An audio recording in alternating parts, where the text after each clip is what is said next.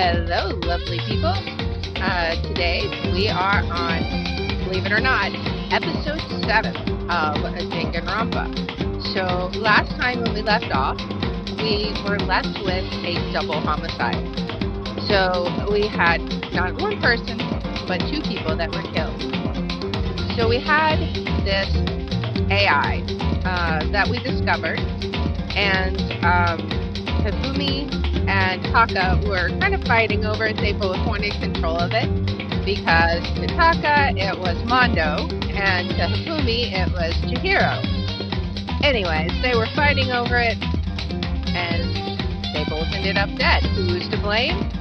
I don't know. I guess we'll find out when we go investigate. So the only character I can think of offhand that has a motive would be one of the characters I don't want to be guilty, and that would be Kyoko, because I actually like her. So, but she's the only one I can think of that actually might have a motive. So we'll see what the investigation turns up today. To Toko? Don't tell me. Toko too? Relax, she just passed out when she saw the blood. Yeah, I saw that one coming. The blood? Oh, that's right. When Toko is, Toko, she has a fear of blood, huh? Yeah, the last episode, she sneezed and turned back into Toko instead of her, alter ego, the mass murderer. We've tried everything to get her to wake up, but no luck. Just leave her be for now. It's like you said, I should just leave her alone for now. Alright, so what is with the mask? I can't be bothered with a tarp right now. Oh, so we got a coin. Alright. So let's see. Taka. Why did this happen? Alright. Do we have to look at the blood? The floor is covered in Taka's drying blood. Oh yeah, and so we had this robot guy that was going around threatening them. So maybe it was the person in the robot suit. Who was that? Another hammer. Now it's Justice Hammer 4, and it's even bigger than before. Is that suspicious individual responsible for killing Taka too? However... But why is it the Justice Hammer 4? Huh? What do you mean? Celeste was attacked with Justice Hammer 1. Then Hifumi was hit with Justice Hammer 2, but this time it was Justice Hammer 4. What happened to number 3? What? What's the matter? Well, when you mentioned Justice Hammer 3, you just reminded me. Out with it. Do you know something? Actually, Taka's not the only one that's been killed. Hifumi's dead too. What? Hey! Hifumi's been killed? Yeah? I see. Which is why you came to get us. Then we'd better go check it out. Damn! Of course. Come on. Whew. She's fired up. So Sakura, Byakuya, and I rushed out of the physics lab. But as soon as we were out of the physics lab... Celeste, aren't you supposed to be waiting in the nurse's office? Something has come up. Yeah, I heard. Fumi is dead, right? Indeed. Well, that is not all. It is gone. Huh? What's gone? It has disappeared. Disappeared? Are we talking about the hammer? Oh, Hifumi's body has disappeared. What? What did you say? What are you talking about? It's disappeared? Don't be ridiculous. Come on. Are you serious? What? What the heck is happening here? Everyone, back to the nurse's office. Bunch of chaos going on. I practically leapt down the stairs, nearly losing my balance. I reached the nurse's office, completely out of breath. He's not here. I couldn't believe my eyes. Hifumi's body was there just a few minutes earlier. It just disappeared? Me and Celeste went to the bathroom, but we were only gone for like a minute. And then when we got back, Indeed. This must be the work of the culprit. They must have come and carried the body away. They must really be enjoying this. enjoying the sight of us standing around, frightened and confused. Ugh. We're all going to die here. We're going to die just like those guys died. What did you say? I don't believe this. I don't believe a body would just disappear. Why? First, there were 2 murders, and now one of the bodies has been taken? This is unnatural. Huh? But hold on, what do you mean 2 murders? Hina. Taka's been killed. We found him in the equipment room. No way! It can't be. Taka too? It can't be. It can't be. No! Hina. Calm down. We're all gonna die. All of us. They're gonna kill all of us. Then who might the next target be? Toko? Huh? What? I completely forgot. She's still unconscious in the equipment room. Well, You left her at the scene of the crime? We didn't have a choice. She passed out and she refused to wake up. huh? So she is still unconscious. Damn. Wait, so you knew she was still up there and said nothing? Why? That annoying little insect that clings to me wherever I go? We'd be better off without her. Bastard! Calm down. You forgot about her, didn't you? You have no right to blame me. Everyone stop fighting. Right now we need to hurry back. Huh? I can't take this anymore. I don't want anyone else to die. Damn. Byakuya, if something's happened to Toko, I'll never forgive you. Wow, it's just craziness left and right. We shot out of the nurse's office and bolted up the stairs, heading back to the 3rd floor. We ran back to the equipment room at full speed. And when we got there, she's still there. Toko. Thank God you're okay. But right away I noticed there was something very different here. Taka's body is gone. Taka's body, which should have been right there, has disappeared.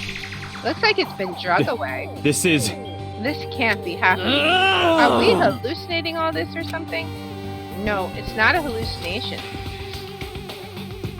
I know I saw it before. And what I'm seeing now isn't what I saw before. Huh? What? Are you saying Taka disappeared too? Stop talking. Stop saying disappeared. It didn't just vanish into thin air. Obviously, whoever did this has hidden the body. But why would they do that? I couldn't possibly begin to imagine. Ugh. Anyway, our costume suspect is clearly continuing his crime spree. We gotta hurry up and catch him before he kills all of us. Not possible. Oh, I don't think you have to worry about that. Huh? Think about it. Who could possibly be responsible for killing and hiding these dead bodies? Well,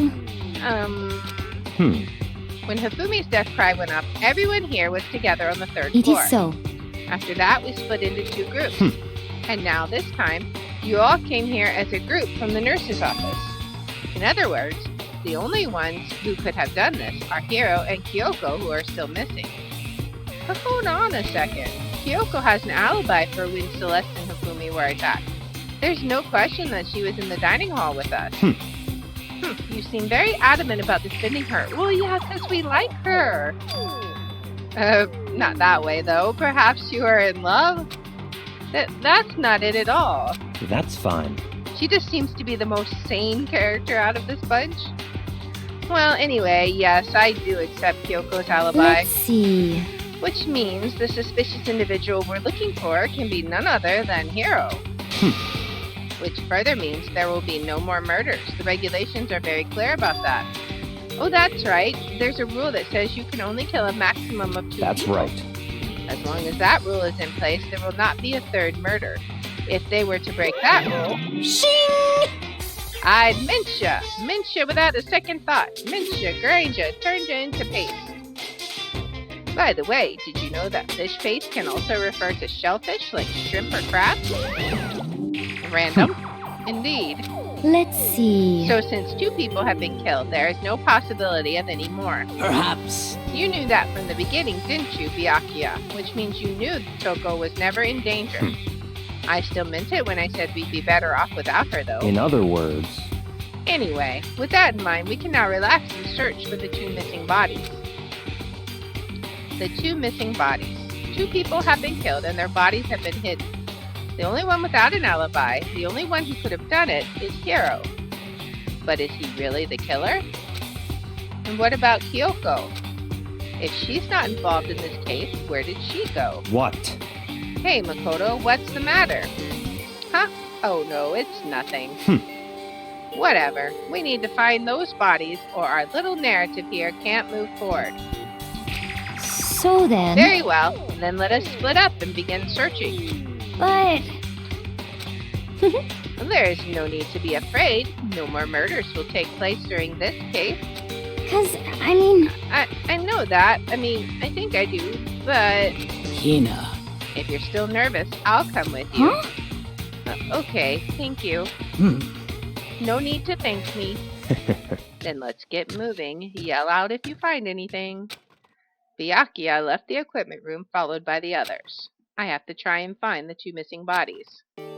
Where would we even begin to look? Can we go back into the physics room and look for clues?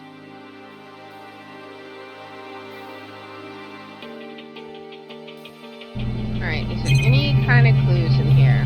Anything? Let's go back in there. And see if there's any kind of clues. I want to look at this again. Taka's entire body has disappeared, leaving behind nothing but a bloodstain. When Toko... Okay, she has fear of blood.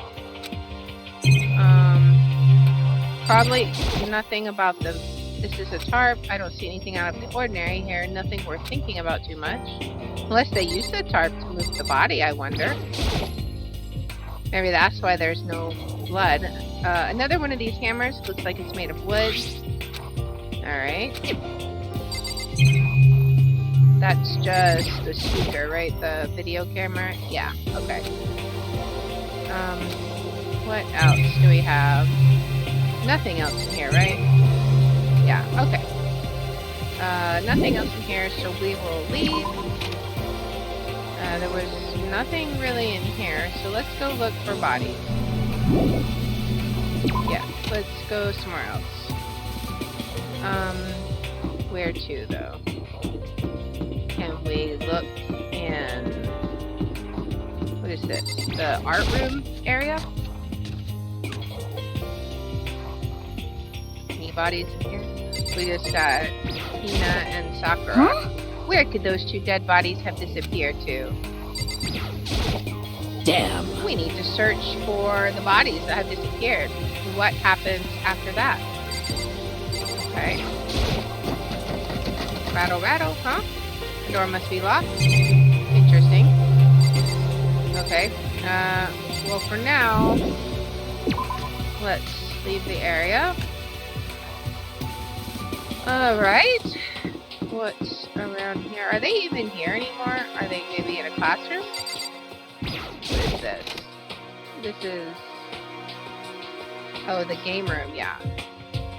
Oh, there's... Yeah, that was where he originally got attacked. It's interesting that the mallets are still here. Celeste, was she really attacked with this Juster Hammer number 1? But what the heck is with this thing? Alright. There's nothing else here. Oh, Makoto. Come on. Why are you just standing there? We need to get to the repository. Huh? You mean... Indeed. I found them. Afumi and Taka's bodies had both been hidden in the repository. Goodbye. I've already told Hina and Sakura we'll go on ahead. Their bodies were in the repository? Okay. Where is that? Oops, not that one. Repository. Well, everyone... Wait. I just... Literally... Oh, that was the locked room. Okay. Wait, that's the rec room. Oops. Yeah, I was literally just there. Wasn't I? I guess it was the locked room I couldn't get into. Okay. Are the bodies here somewhere? Are they in there? What the ahead is the repository. The doorknob turned. I guess it's unlocked. Then I have no choice but to go inside. So I opened the door, and when I entered, I saw... There they are. All right. The two bodies that had disappeared were right there. It looks like I was right. He was carried on a tarp. The smell of blood made me gag. What I saw before my eyes was unquestionably, unavoidable, unwavering reality. And then I heard the announcement for a second time. Time for our favorite psychotic bear. A body has been discovered. After a certain amount of time, which you may use however you like, the class trial will begin. And so here we are. Without further ado, let me give you all the next Monokuma file. I was going to hand them out when you found the bodies the first time, but I thought something might happen. What? It was really hard to resist, but turns out I was right. Stop talking. It's almost like you had personal information that something might happen. Alright, just hand it over already. Punishment is waiting for you. Now, make sure to investigate with all of your mental might and prepare for the class See trial. ya later! Alright. Well then, now that we found the bodies, all that's left is to uncover the culprit. What the heck? Hold on. How can you be so calm? I mean, they're dead, you know? That's terrible. Dead, gone forever. They're never coming back. Awful. This is all just too awful. Hina suddenly burst into tears. She clutched at Hifumi's lifeless body. Who would do this? Why? Why? Large, wet tears fell from her eyes. The tears landed on Hifumi's cheeks. If this were some world of make-believe, that might have been when Hifumi opened his eyes, but this wasn't a movie.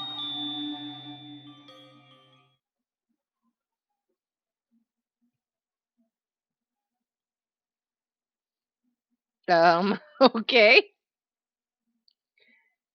This wasn't... He's alive again? Wow. Where am I? Cold. So cold. Is winter coming? Hifumi! Wake up! Huh? That's right. I remember now. Hope's Peak. Come on, you gotta wake up! I remember everything. Before I met you all.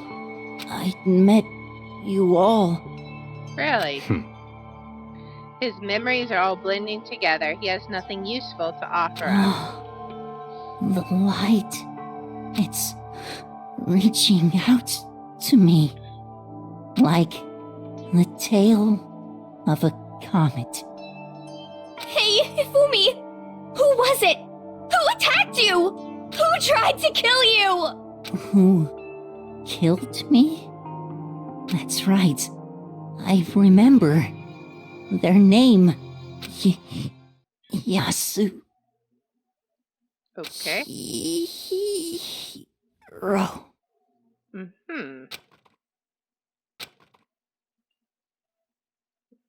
Really? His eyes closed, and they never opened again. Death for the second time.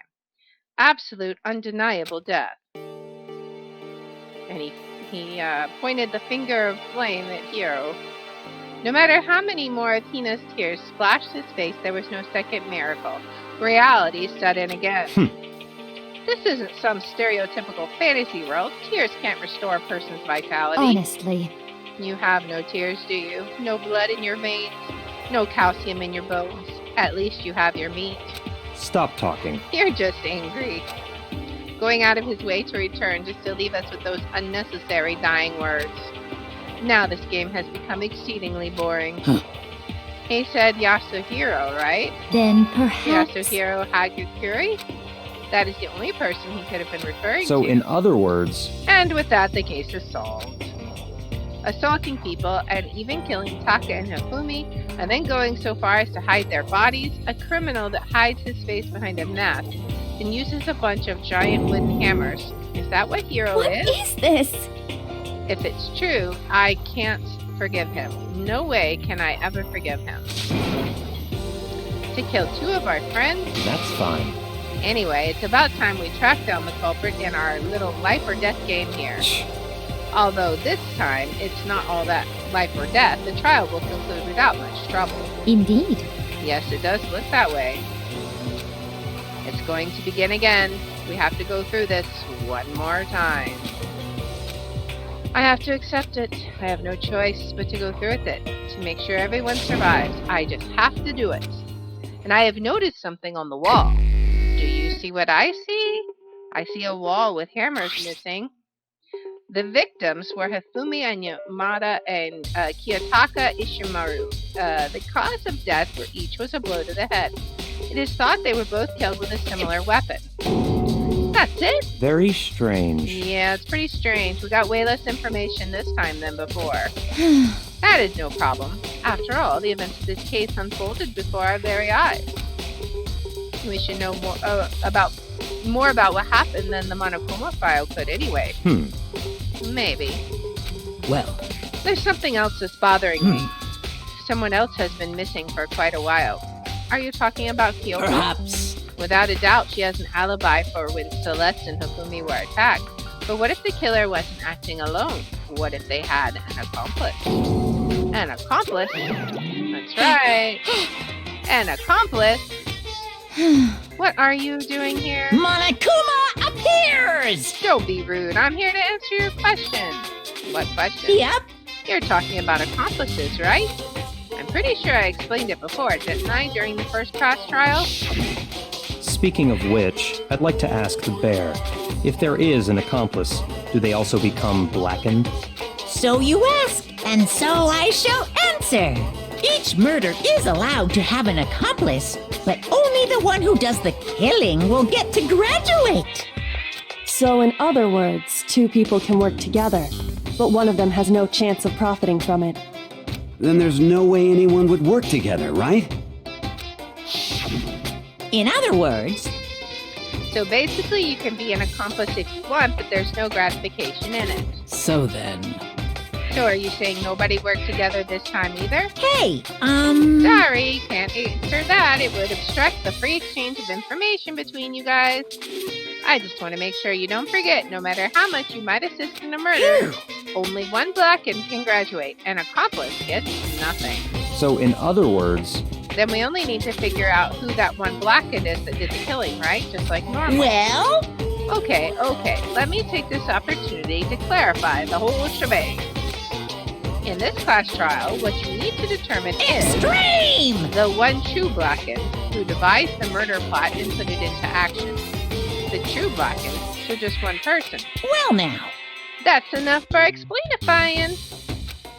Now it's down to the final battle between all of you and the blackened. Good luck to all the contestants. Alright, so there can only be one blackened, and accomplice wouldn't benefit. Then I can't see any way Kyoko would be connected to this case after all. You may be right. I agree with that because Kyoko looks out for herself. If that's true, then Kyoko, where are you? However, As long as she's not connected to the case, it doesn't matter. Let's get back to the investigation. I mean, she could be Indeed. connected, but it would be interesting to see why she would be if she is. I have absolutely no doubt that Hiro is responsible, but for the time being, I suppose it can't hurt to pursue further information. So, You know, don't you think we should consider a certain someone a suspect just in case? I'm talking about the murderous fiend Genocide Jack. what? I'm offended. When did you? I've been looking all over for you, Master. When I woke up, you were nowhere to be found. He's like, there's a reason for that. You SOB! Anyway, you there, milk sack swimmer girl. Huh? Milk sack? You've gotta be kidding! Why do I gotta be a suspect? What the heck? Well, I mean, you are a serial killer. What? So what? I'm like a special guest suspect every time? I have an alibi, you know. She's right about that. When we heard Hifumi scream, she was with me. And when the bodies disappeared, she was still lying unconscious in the equipment room. Plus, Taka's body aside, I can't imagine any way she would have been able to move Hifumi's body. Yep. Besides, I calculate every move I make. I'm not going to kill someone when everyone knows what I look like. They don't call me the murderous fiend for nothing. What are you saying? That's not the kind of thing you should be bragging about. Let's see. On another topic, we should post a guard by the body. Should we post a guard by the bodies like before? We can't have them disappearing again. So then, Hina and I can handle that. You don't mind, do you, Hina? Sure, I'd be totally useless on the investigation anyway. Yeah, all the other ones she's been like sneaking donuts. It's all clear now. Then that's that. Let's begin. Alright, the whole thing is so strange. All but one of us has an alibi, so figuring out who did it should be obvious, right? But maybe it's just me, but I don't think it's going to be as straightforward as it seems. I concur. Alright, so we have the Monokuma File 3. Let's check that out. Alright. The victims were Hifumi Yamada and Kiyotaka Ishimaru. The cause of death for each was a blow to the head. It is thought they were both killed with a similar weapon. Okay, yeah, there's literally nothing else in there. Okay. So I want to check this out because the missing spaces are suspicious. There are hammers of all different sizes hanging on the wall, although some are more like mallets. Mallets? Could the Justice hammers have been designed using these as a model? Either way, all the hammers have obviously seen a lot of use. They're all covered in debris and chalky stone powder. Wait, for some reason, this one hammer isn't dirty at all, and it's wet. Did someone wash it recently? Spotless hammer has been added to the truth bullet section. Yeah, that's very, very sus. Hifumi's big cold body is laying on the floor. His really big body. I mean, how on earth was the killer able to move someone so big? From the nurse's office where he was discovered to here, the repository. All the way from the first floor to the third. And all without anyone noticing it. How? It's no good, I just don't get it. I can think about it later. For now, I have to finish investigating Hifumi himself. If I remember correctly, Hifumi's fatal injury was also a blow to the head. Probably from Justice Hammer 3, which was laying on the floor in the nurse's office. Huh? Wait. Something's off about his body. Why am I getting this feeling? Something's different. Something about Hifumi's body in the nurse's office versus his body right now. His hair? Oh, his glasses. When his body was in the nurse's office, his glasses were covered with blood. But now they're completely clean. Does that mean someone wiped his glasses off? But who would do that, and why? Aha! Hifumi's glasses have been added to the truth bullet section of your handbook. Okay. Taka, he'll never move again. According to the Monokuma file, Taka died from a blow to the head. We found Justice Hammer 4 near his body in the equipment room. Is that what was used to kill him? Also, there's a tarp laid out under his body. Did the killer use this to move Taka's body? That way, there wouldn't be any blood left behind while the body was moved. Right. Blue tarp. Okay, so we got that. But his didn't have one. So that's kind of suspicious. It's a dolly. It doesn't have a handle. I saw this in the art room before. I guess it's used to move statues around. It's kind of awkward, but if you bend down, it's not too hard to use. Huh? But wait. Wasn't this in the equipment room where we found Taka's body? And look at the wheel. There's a blood stain on it. So there's blood on the wheel of the dolly that was moved from the equipment room to the repository. What's the explanation for that? Alright. What else do we have? Anything over here? Alright, let's talk to Hina. So, Hey, Makoto, I've been thinking about something. It's about the repository. Huh? What is it? After Hifumi and Taka's bodies disappeared, we split up to look around, right? I was really scared, so me and Sakura stuck together. But and we came to the repository to, look around. But when we got here, the repository was locked. We couldn't get inside. It was locked, and we came here as soon as the search started, so there's no way someone could have beat us here. So if that's true, then who locked it, and why is it unlocked now? I wonder the same thing.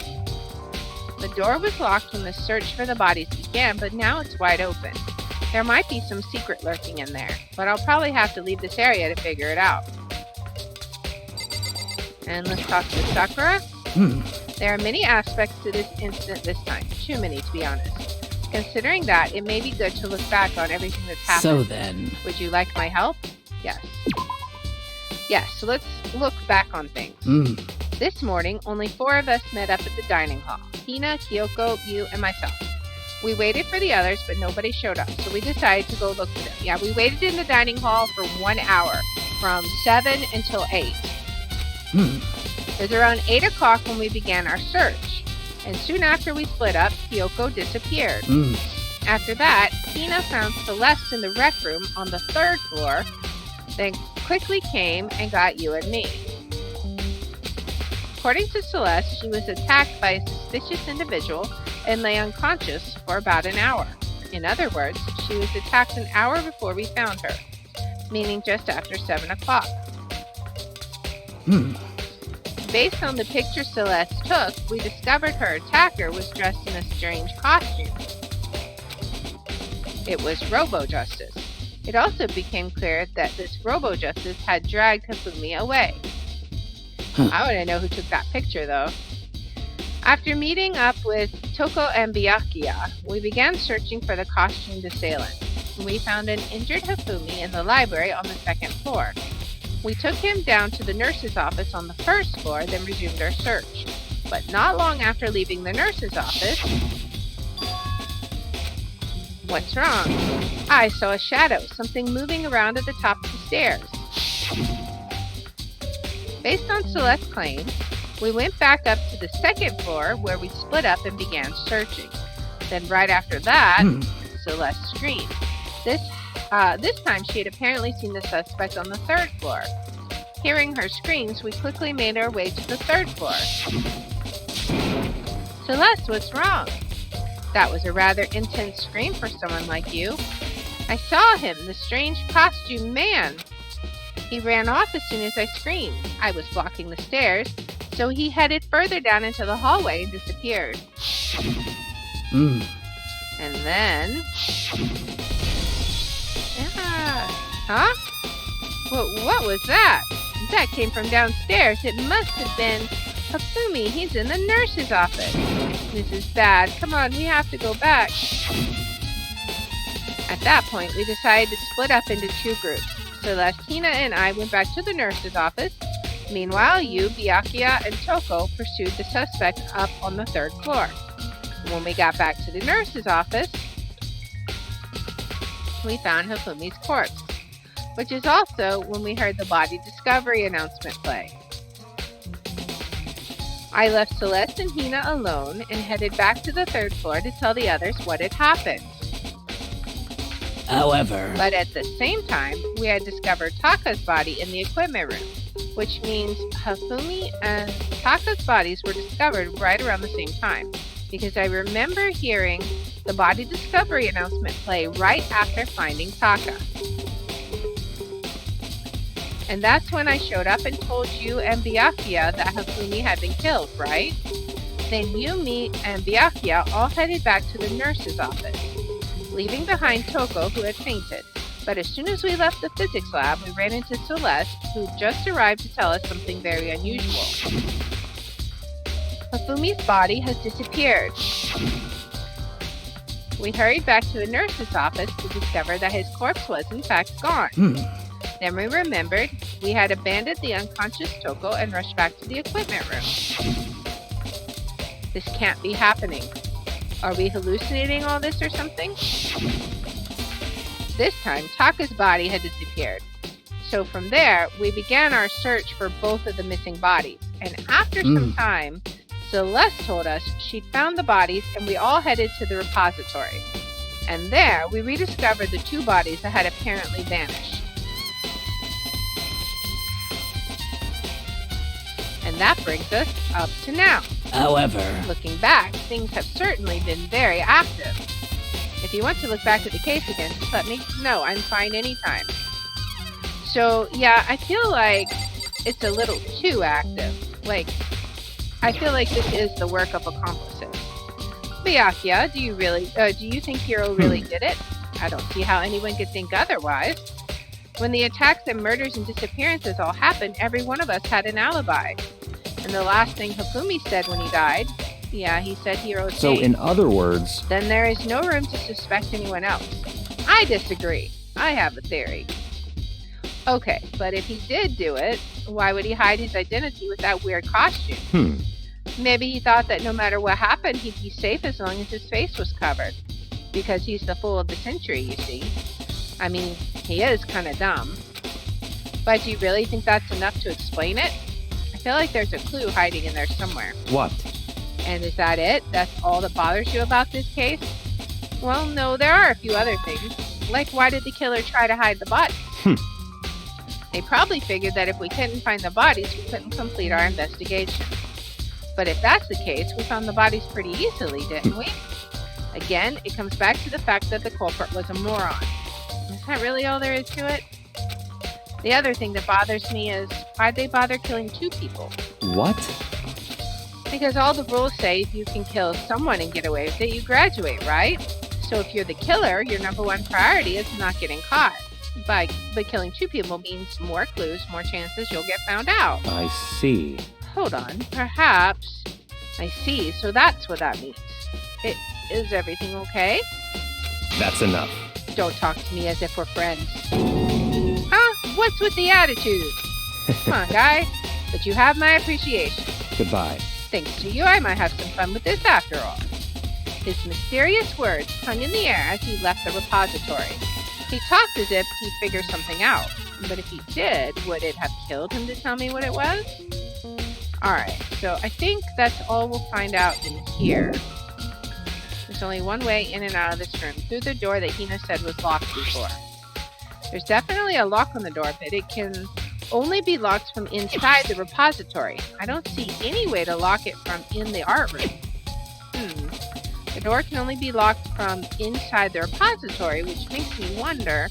Hina and Sakura confirmed that the door was locked after we started looking for the missing body. And the door is designed so that it can only be locked from inside the repository.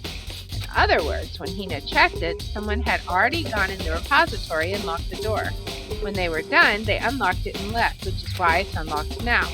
But Hina claims there's no way someone could have beaten them to the repository, so that certain someone... Alright. There's gotta be a clue around here somewhere. Maybe I should check somewhere else. There are some places I already know about. First, the nurse's office where Hifumi was found, then the equipment room where Taka was found. Alright. So let's go ahead and head out. Let's head to the nurse's office is on the first floor, right? Let's see.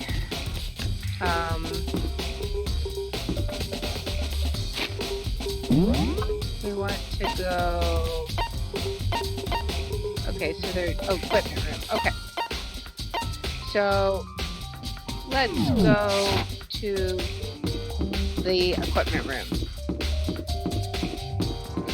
Alright, we're gonna have to talk to Genocide Jack, but it's a cross I'll have to bear.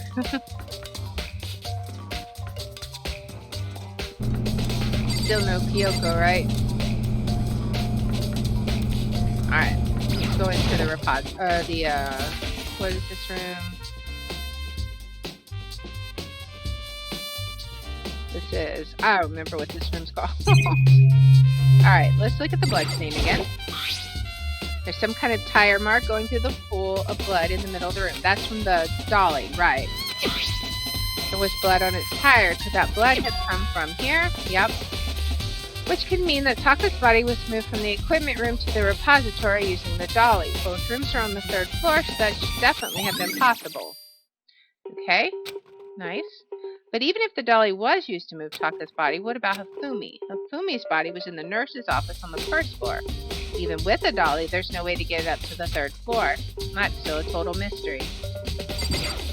And there's only this. I feel like I've seen it somewhere before, just recently too. Yeah. I want to look at the hammer again. Body was moved, but the murder weapon was just left here. Alright, what do you have to say? I was sleeping right here when the killer carried the bodies away. Or the body away. I'm super pissed I missed such an ultimately rare event. Nothing else of interest here, right? Alright. Yeah, there's nothing else of interest here. Alright, so let's go to the nurse's office. Let's see. So that would be... Okay. So that's going to be...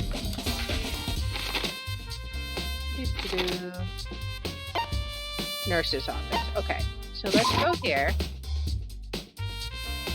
Oh, right here. With the heart. Alright. So, what are we going to find here? I actually don't want to talk to you yet. I don't trust you. Alright. Justice Hammer 3, the one that was used to kill Hifumi. Somebody moved the body but left the weapon behind. Well, I guess I have to talk to you. What are you investigating, Celeste?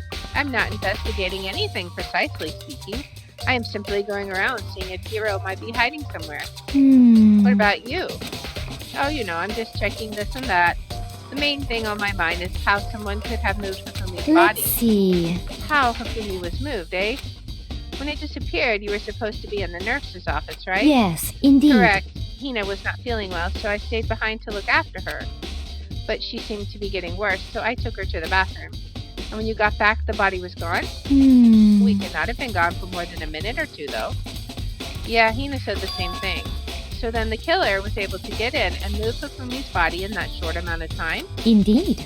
It would seem so. To carry off someone as big as Hifumi in only a couple of minutes is, I can't think of it as anything less than impossible. Okay. Let's look in the trash can. There's always interesting things in the trash. Just a normal trash can. Huh, wait, there's something inside. It's too small to be a handkerchief. It's a glasses cleaning cloth. And it's got some kind of cartoon character on it. But it's also covered in blood. That's the same cartoon character that was on the camera, I think, right? Did you find something? Yeah, there was a cleaning cloth in the trash can. A cleaning cloth? And it's all bloody. Whoever this belonged to must have used it to wipe up some blood.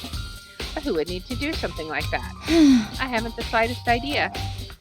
Yeah, me either, but I think it might be important. I think it was Hifumi who did it. Alright. Let's see, is there anything else? That's just gonna be the camera. Nothing of interest there. Alright. What do we have in the fridge?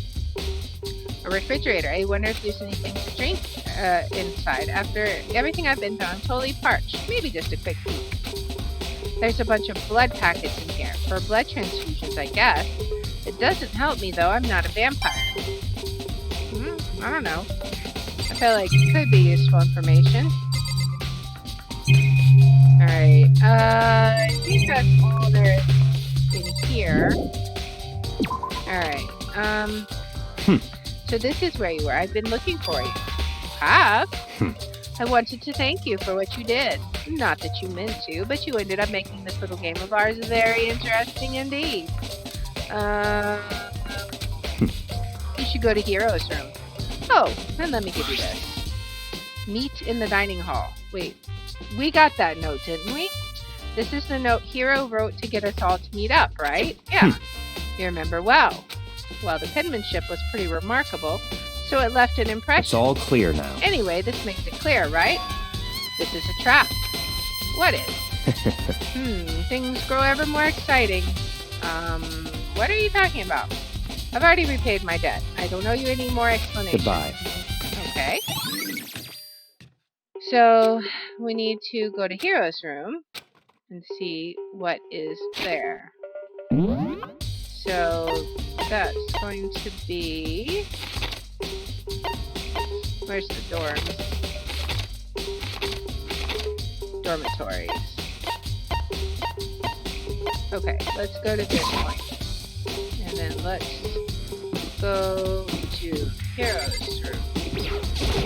Okay, the door is unlocked. I guess I can go inside. Byakuya did say to go look. It might not be a great idea, but I'm going to take the plunge. What are we going to find?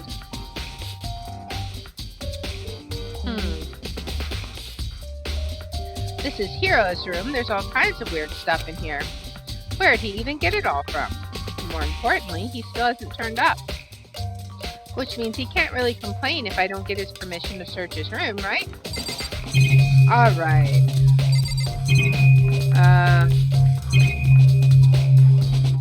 Let's see. It's a normal bed, pretty much just like the one in my room.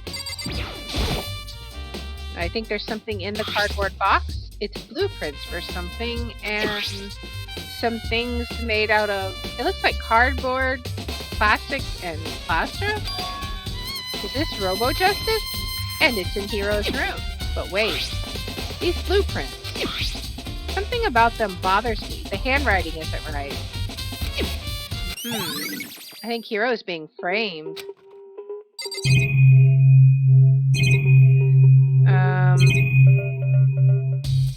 Do you have anything else we can look at?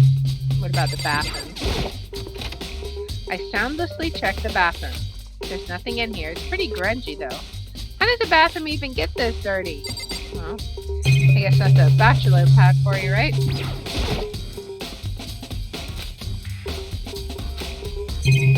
Alright, so I think that's... I think that's all. That camera moving is weird, but we'll just move along now. Alright, so where is Hero? Makoto, big news, big news! What's wrong? We found Kyoko. What? Is she okay? Where is she? Wait, I wasn't done. There's more big news. Just a second! Robo-Justice showed up too. Robo-Justice? It's Hero wearing the costume. Okay. Anyway, as soon as you can, head to the pool on the second floor. You think Hero and Kyoko would turn up at the same time? Anyway, I have to head to the pool. I ran off to the second floor as fast as I could. Run, run, run! Non-stop sprinting. Okay. Anything to look at over here? Okay.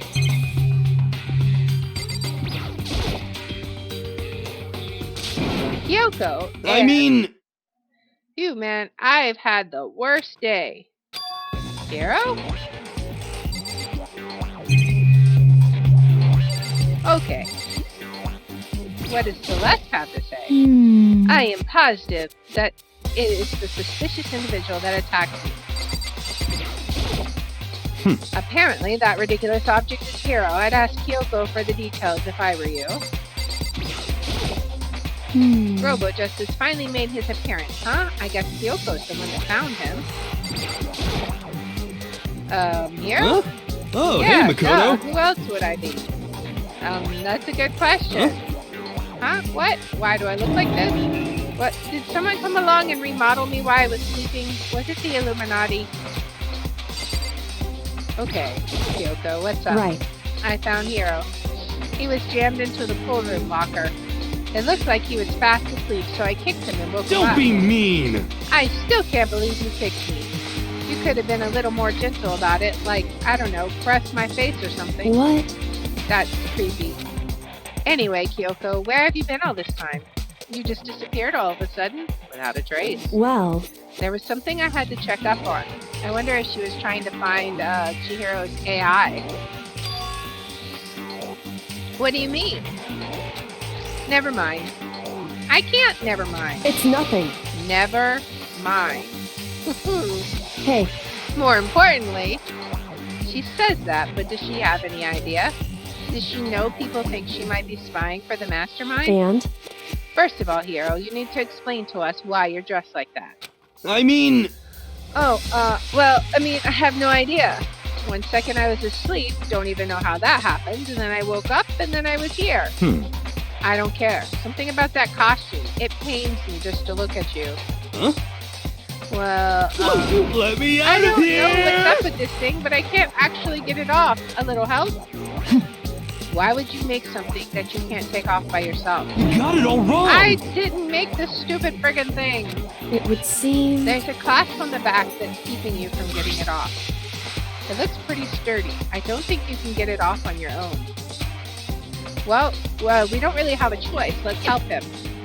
It took everyone's help, but slowly we were able to get Hero out of the suit. It took a few minutes, but eventually we got all the pieces off. Woo, free at last. Isn't it kind of weird how perfectly the suit fits Hero? So then... More to the point, nobody but Hero would be able to wear that costume. Wait, what? Hold on a sec. Honestly. Don't bother trying to act innocent. The blueprints were in your room as Is well. that okay? In other words, it is obvious to everyone that you made this costume. That's true. I saw the blueprints myself. Yeah, me too. Could it be... Then it's obvious. The one who put this costume on and went around attacking everyone That's terrible! was Hero. Shall we tie him up and gag him? Just the worst. Good idea. We wouldn't want him killing anyone else. What? To tie me up? Oh, hold on, guys. I think that's going a little far. That's right. He may be a suspect, but he deserves fair treatment. Yeah, I mean, attacking blueprints? I have no idea what you guys are talking about. What the heck? You can't talk your way out of this. It's been decided. You killed them. Please! What? Killed who? I have no idea what you're talking about. There must be a fake Hero running around. What are you saying? It's a frame job. You're the only one who can wear this costume. So who else could possibly be the costumed attacker? Man, I can't wait for the class trial. How do you know I'm the only one? Maybe you should try it on for yourself before you convict me. Okay. Fine, if you're going to be a jerk about it, I will. Without missing a bit, Hina started putting on the Robo-Justice costume. Huh. See? Look. See how loose it is? I mean, come on. I'm blind as a bat in here. Can't see my feet at all. I'm surprised you got anywhere in this thing. I'm telling you, it wasn't me! And not to mention, you totally can't bend at the waist. Seems like a pretty obvious oversight. That's not a very nice thing to say. I mean, it's not like I made it. I just got caught up in the moment. Well, either way, now we know for sure, right? I mean, it seems pretty clear that nobody but Hero could have fit into this dumb costume. In a huff, Hina took the suit back off again. Well, now you're all out of excuses. No, see, it's because you're a girl. If it was another guy, then... Makoto, go ahead. Okay. Against my will, I picked up the pieces off the floor and tried putting them on. It's no good. The arms are too long. There's no way I can wear this. Just a second! See, I told you it was impossible. You're absolutely right. It seems this costume was made to fit Hero's body exactly. But... Then there's another costume. They must have one that looks the same but fits them. Honestly. If you insist on this line of defense, then show us some evidence. what the heck? Evidence? You claim there's another suit, yes? Then you must find it and show it to us. What the heck? Just the worst. Who cares? Who cares? Hero's the only one without an alibi during this whole thing anyway. That's terrible! Which is how we know it was him. What? I mean, is that really true? I have no idea what's been happening. Could someone, tell me? Alright, so we have another truth bullet. Does Yoko have anything else to say? She looks like she's lost in thought. I don't think she's in the mood to talk. I'd better leave her alone. Alright, What the heck? there's no talking your way out of this one. You're the one who did it. Everyone knows. What the heck? You don't tell me what's going on. How am I supposed to understand? I think I figured out that someone's been killed, right? Hey, Makoto, who was it? Well, 2 people were killed. Taka and Hifumi. What? 2 people? Just the worst. Why are you freaking out? You did it. Please! I did not. Huh? Wait, hold on. If those 2 are the ones that were killed... How about that? That's it. I know who did it. So then, may as well tell us then. Taka and Hifumi were fighting over alter ego, right? Yes. I'm at least 30% right. Alter ego and or Chihiro must have done it. Correct. I see. That's unfortunate. Please! Unfortunate? What the heck? Stop trying to trick us. Just admit that you did it, okay?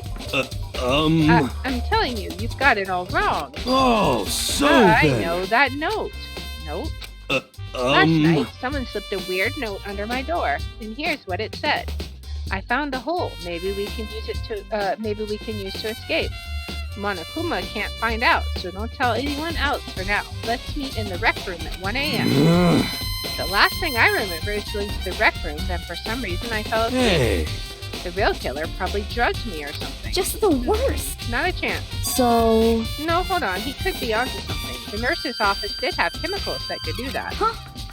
Really? I told you, someone's trying to set me up. A secret passage? A chance to escape? Someone wrote all that to trick me.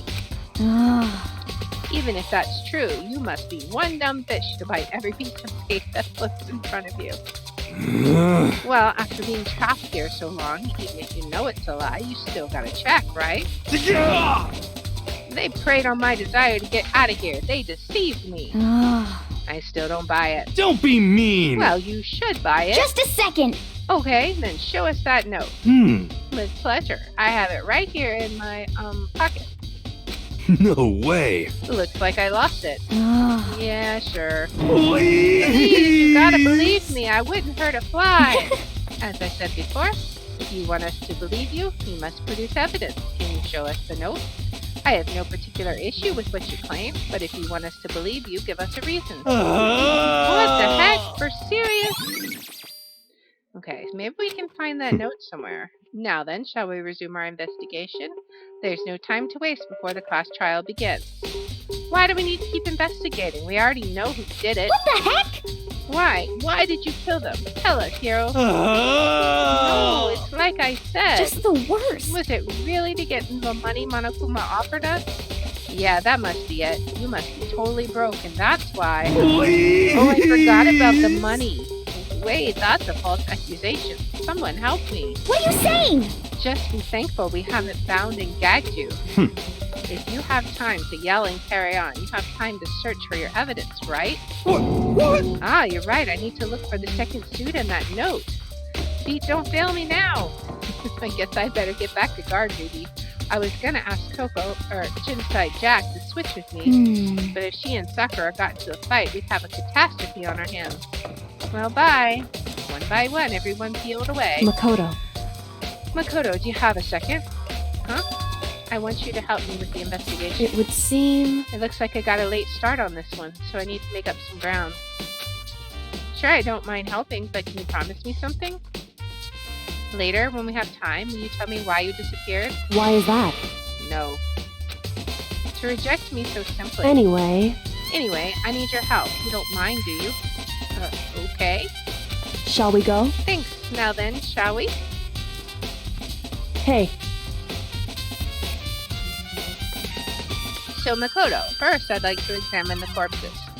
So far, everything that's happened is just reinforcing my theory. I think I know, I think I might know who did it and what the motive was. So, we'll see if things keep panning out. Examine the corpses. I can't believe I'm hearing that from a girl the same age as me. Because I think she's the ultimate detective. correct. Dead bodies don't lie, you know. They tell the truth far more easily than the living. Hey, Wouldn't you agree? How am I supposed to answer? anyway, Anyway, we have to hurry before the class trial begins again. Yeah, you're right. Okay then, show me where the bodies are. They're in the repository. Then I guess we should head that way for now. Okay, that was on another floor. That was on the 3rd floor. Not the equipment room. Okay, that's the repository. So let's go right here. And boom. Zoom, zoom, zoom. Alright, in we go.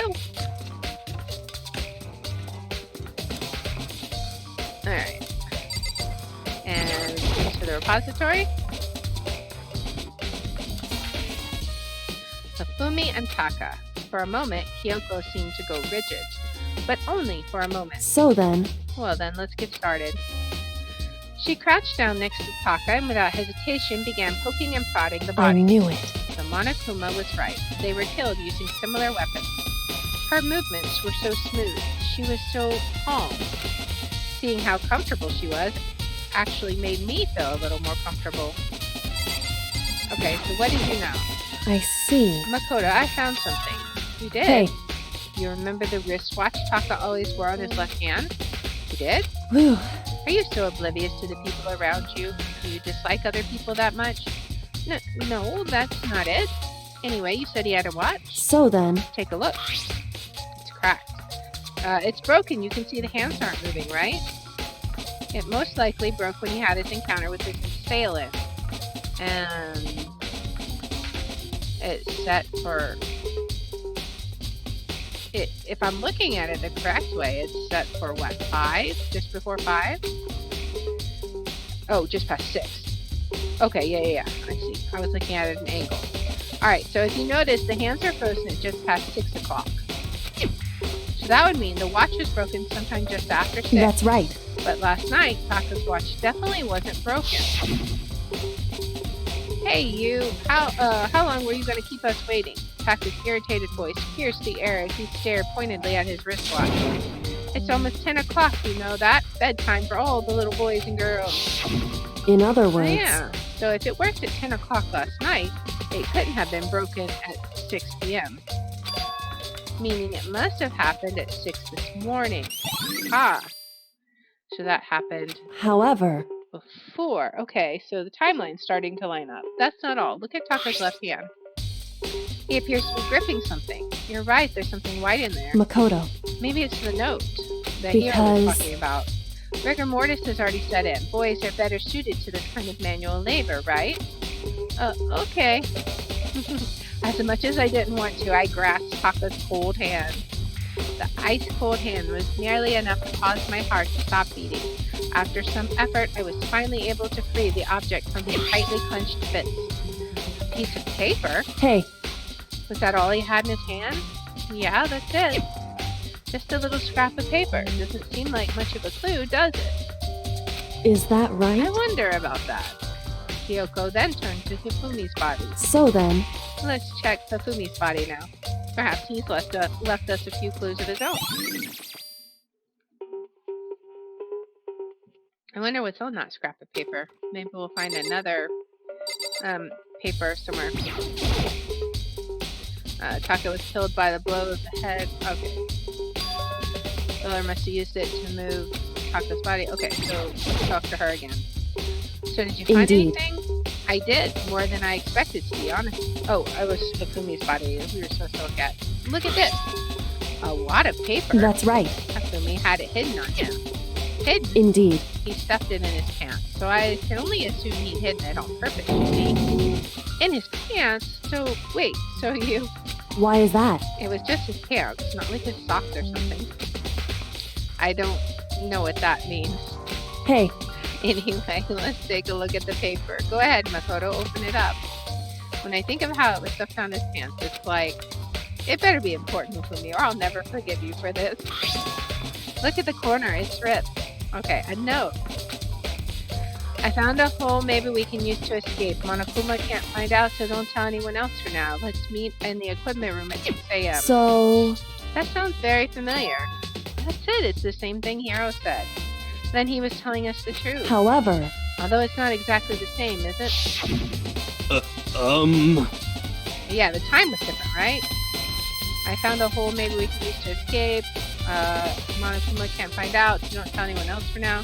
Let's meet in the rec room at 1 a.m. The time is different. Hiro told us that the note said to meet at 1 a.m. But the note, and the location's different too, but the note they wrote to Hifumi asked him to meet at 6 a.m. is that right? Just hold on. Just because Hifumi had the note doesn't mean it was meant for him. Huh? So, Part of it has been torn off, right? I think there's likely some meaning there. There's some meaning to part of it being ripped? Could you maybe explain it a little more? Well, it's the corner of the paper. Hey. Carefully. Why would he have been clutching that scrap of paper so tightly? I have no idea. So then, What if it wasn't just a scrap of paper when he was holding it? What if it was something more important? And how would something important like that become a mere scrap of paper? That's what you need to answer. Yeah, so it's the corner that Taka was holding. hey, So maybe it was written to Taka? And while we're at it, I should tell you one other thing. The two victims this time definitely had their e-handbooks on them. So the handbooks have nothing to do with how the murders were carried out. Not that there was any reason to think they were connected to the killings in the first place. So you're saying I don't have to think about the handbooks this time, right? is that right? If you didn't have to think about them at all, I wouldn't have gone out of my way to mention it. All I said is they weren't used to help carry out the murders. There may come a point, however, where a handbook may play a role. Handbook may play a role? I don't think I understand. But if Kyoko thinks it's important, I'd better keep it in mind. Alright. Time for the class trial. Whew. Are you excited? Are you pumped? It's time for the class trial to begin! Okay, so I don't want to give away what I'm thinking. I mean, I could be wrong. I'll say if I was wrong afterwards. But if I'm right, I don't want to give it away. But what I will say is I think Hiro was framed. And I think there were two people working together. Like the bright burst of fireworks, like the flash of a soul clashing with life and death. And so, with no further ado, everyone please meet at the usual spot. All right. Make your way to the red door on the first floor of the school. See you soon. He's just a little too excited about this. It would seem... It's unfortunate, but I suppose this is where our investigation comes to an end. You'll have to figure out the rest for yourself and come to the proper conclusion. Yeah, you're right. Shall we go? Well, we'd better get going. Oh, okay. All right. Time to enter the big red room of death. All right. Everyone had heard Monokuma's proclamation, and they were gathered by the red door. And as soon as we were all there... Monokuma appears! Hello, hello, hello. He's multiplied? Wrong. No, not multiplication. It just looks that way because of an illusion. I'm moving so fast, it only looks like I've multiplied. Can you tell which one is the real Monokuma? Whew. Can we just get on the elevator already? Boy, tough You're not crowd. playing along. Stop talking. We're not here to play with you. Okay. Fine. Hey! And if everyone's here and ready to go, please board the pain train, or elevator. I'll see you guys down there. Let's go. Okay then, shall we?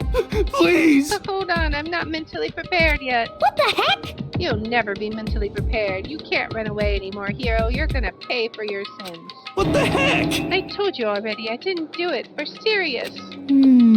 That reminds me, did you ever find the other costume or the note? Well, no, but... How unfortunate. Then it would seem we have our culprit. Hey, This isn't the place to talk about it. Save your accusations for when we get to the courtroom. That's right. She's right. Let's get down there first. Then the story can really begin. Yeah, good idea. That's right. I have to do it. I can't let whoever killed Fumi and Taka get away with it. For everyone who's still alive, and for the two that lost their lives.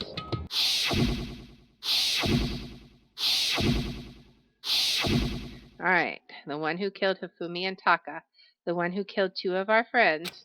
The killer is... someone right here. Alright, can we talk to people before we go? It wasn't me, you gotta believe me. What does she have to say? Yes. Come on, Big Mac, let's do it. Tina, Just the worst. let's hurry up and go so he can make Hiro pay for his crime. Damn.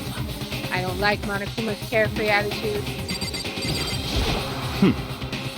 Were you listening? Wait till we get to the courtroom to begin your arguing. It would appear the culprit has been confirmed. The trial will be over in no time. Hey, The story begins when we get down there. Alright. Wow, we only have 1, 2, 3, 4, 5, 6, 7 people left. Well, 8 counting ourselves. I took one last deep breath and exhaled slowly. I began to walk toward the elevator. Once everyone was aboard, we go down, down, down. The doors closed on their own, and the steel box began to move.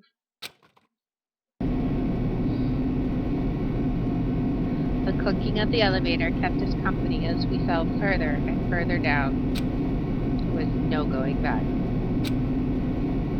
Until we settled all this, we couldn't go anywhere.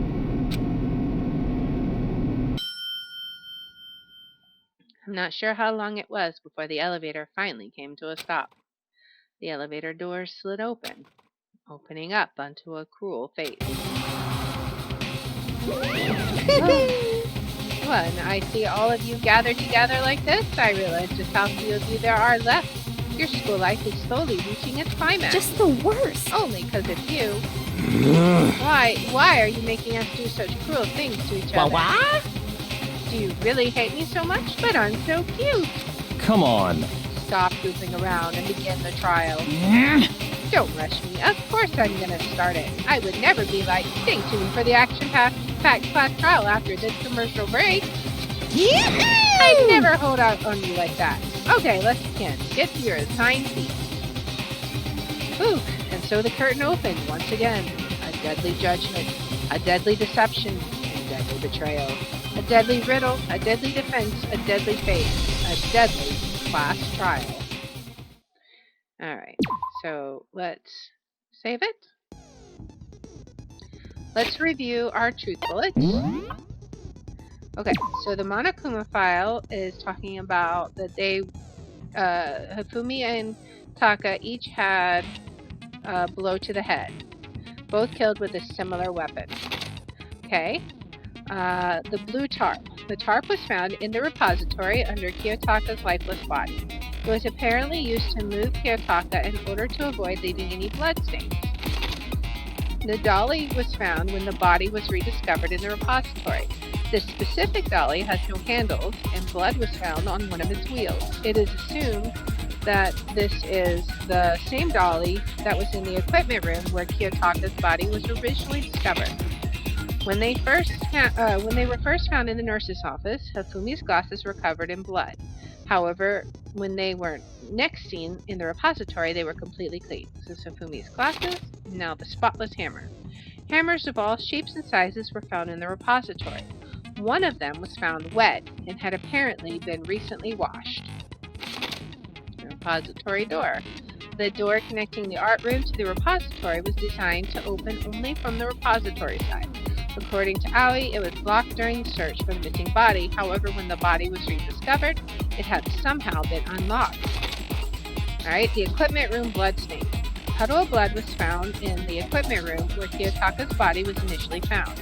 A tire track had been left behind in the blood. The glasses cleaning cloth. The cloth was found in the trash can in the nurse's office. It is branded with a popular cartoon character and was found with blood on it. One has to wonder if someone used it to wipe some blood away. Alright, Celeste account. Hifumi's body disappeared when Celeste and Aoi left the nurse's office to use the bathroom. Apparently, they weren't gone for more than a minute or two. Yasuhiro's message. This is the note that Yasuhiro wrote to get everyone into the meet in the dining hall. Meet in the dining hall is all it says. The handwriting is remarkably neat and clear. Robo-Justice blueprints. These are the blueprints for Robo-Justice, which were found in Yasuhiro's room. The Robo-Justice costume. No one but Yasuhiro could have possibly fit into the costume. In addition, anyone wearing it would not have been able to see their feet or bend at the waist more than 90 degrees. Yasuhiro's account. Apparently, Yasuhiro received a mysterious note last night. The note reads, I found a hole, maybe we can use it to escape. Monokuma can't find out, so don't let anyone else find out. Let's meet in the rec room at 1 a.m. broken wristwatch. Kiyotaka's wristwatch broke with the hands pointing just past 6 o'clock. It was confirmed that as of late last night, the watch still worked, which means it must have broken the following morning when he was attacked. Kiyotaka's scrap of paper. Kiyotaka's lifeless hand was found clutching a small scrap of paper. The note Hifumi had. Hifumi had this note hidden on him. One edge of it appears to be torn. The note reads, "I found a hole maybe we can use to escape. Monokuma can't find out, so don't tell anyone else for now. Let's meet in the equipment room at 6 a.m.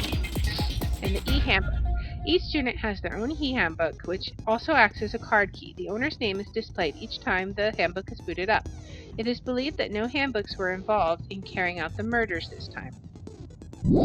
Okay, so there's our truth bullets.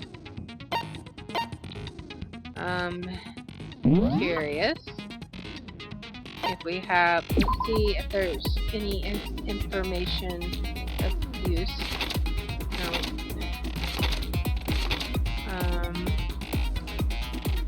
So 300, I think his size might come into account. 5'7", 342 pounds. I think that might be 4'10".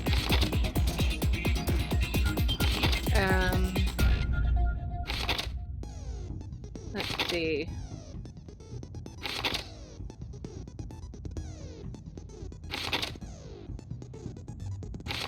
If there's anything else.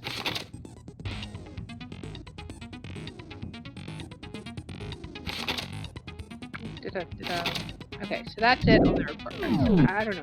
That might come into play. Let's go ahead and set our skills. What can we do?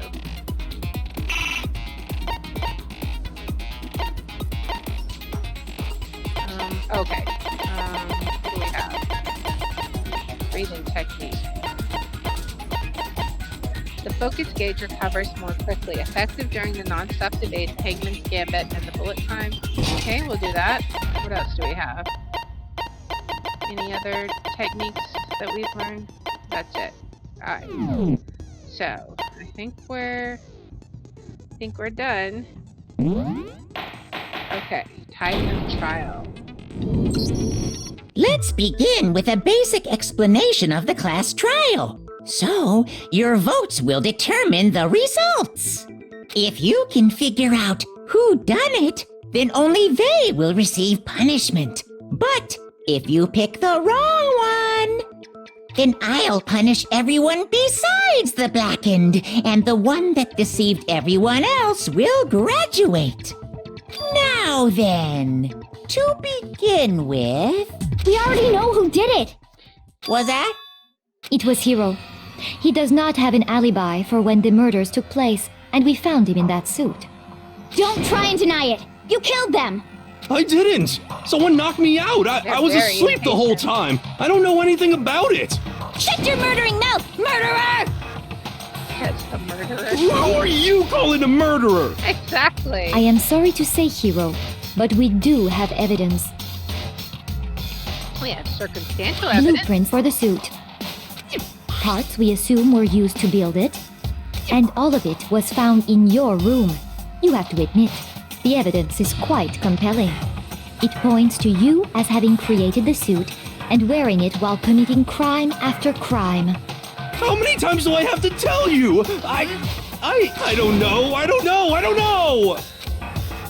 Is Hiro really the killer? Or, before anything else, we have to make that clear. Alright, it's truth bullet time. What truth bullets do we got? We got the Hiro's message. Okay, that was the one about meeting at a certain time. Everything we found in your room. The blueprints, the suit parts, they are all proof enough that you are the culprit. I don't know anything about that stuff! It's not true! It's a conspiracy!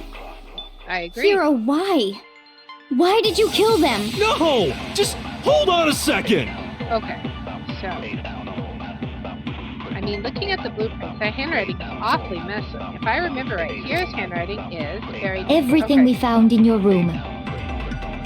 The blueprints, the suit parts, they are all proof enough Oh, I need to remember. How do I get rid of... I have forgotten how to do the weak spots. Wait, no, not the weak spots. What was it? Silencer, white noise. Right mouse. Timer will increase. Okay. It's not true. It's Hero, what? No! Just hold on a second! Everything we found in your room. The blueprints, the suit parts, they all... Alright. No, that's wrong. Let's correct the handwriting issue. Are we sure Hero really made those blueprints? What do you mean? Well, take a look at this. It's the note that Hero wrote, asking everyone to meet up after Alter Ego disappeared. The handwriting's obviously different, wouldn't you say? When you compare it to the blueprints. There's no way you could think the same person made both of them. Exactly. Unless that person made it a point to disguise their handwriting. You can't really No, do that. the differences are bigger than that, I There's think. only so much you can Come on! I'm not smart enough to think of trying to change my handwriting anyway. So Makoto, are you saying you don't think Hero's the culprit? And he's not the only one. I think Hero's innocent as well. I think Hero was framed. Then who was in that Robo-Justice suit? Is it like Hero said? Was there really someone running around in a second suit? Maybe? The suspicious individual hidden within the suit. Go ahead, Makoto. Tell them who it was. And of course he passes it off to me. So? Who was in the Robo-Justice suit? The suspicious individual in question, the one that must have been in the suit. It had to be Hero. I got it! There's no one else Other who would than fit. Hero, I can't think of anyone else it could have been. Yeah, it can get confusing. Welcome in. Obviously, he was the one in that particular suit, and we never found any kind of second suit. Then there can be no doubt.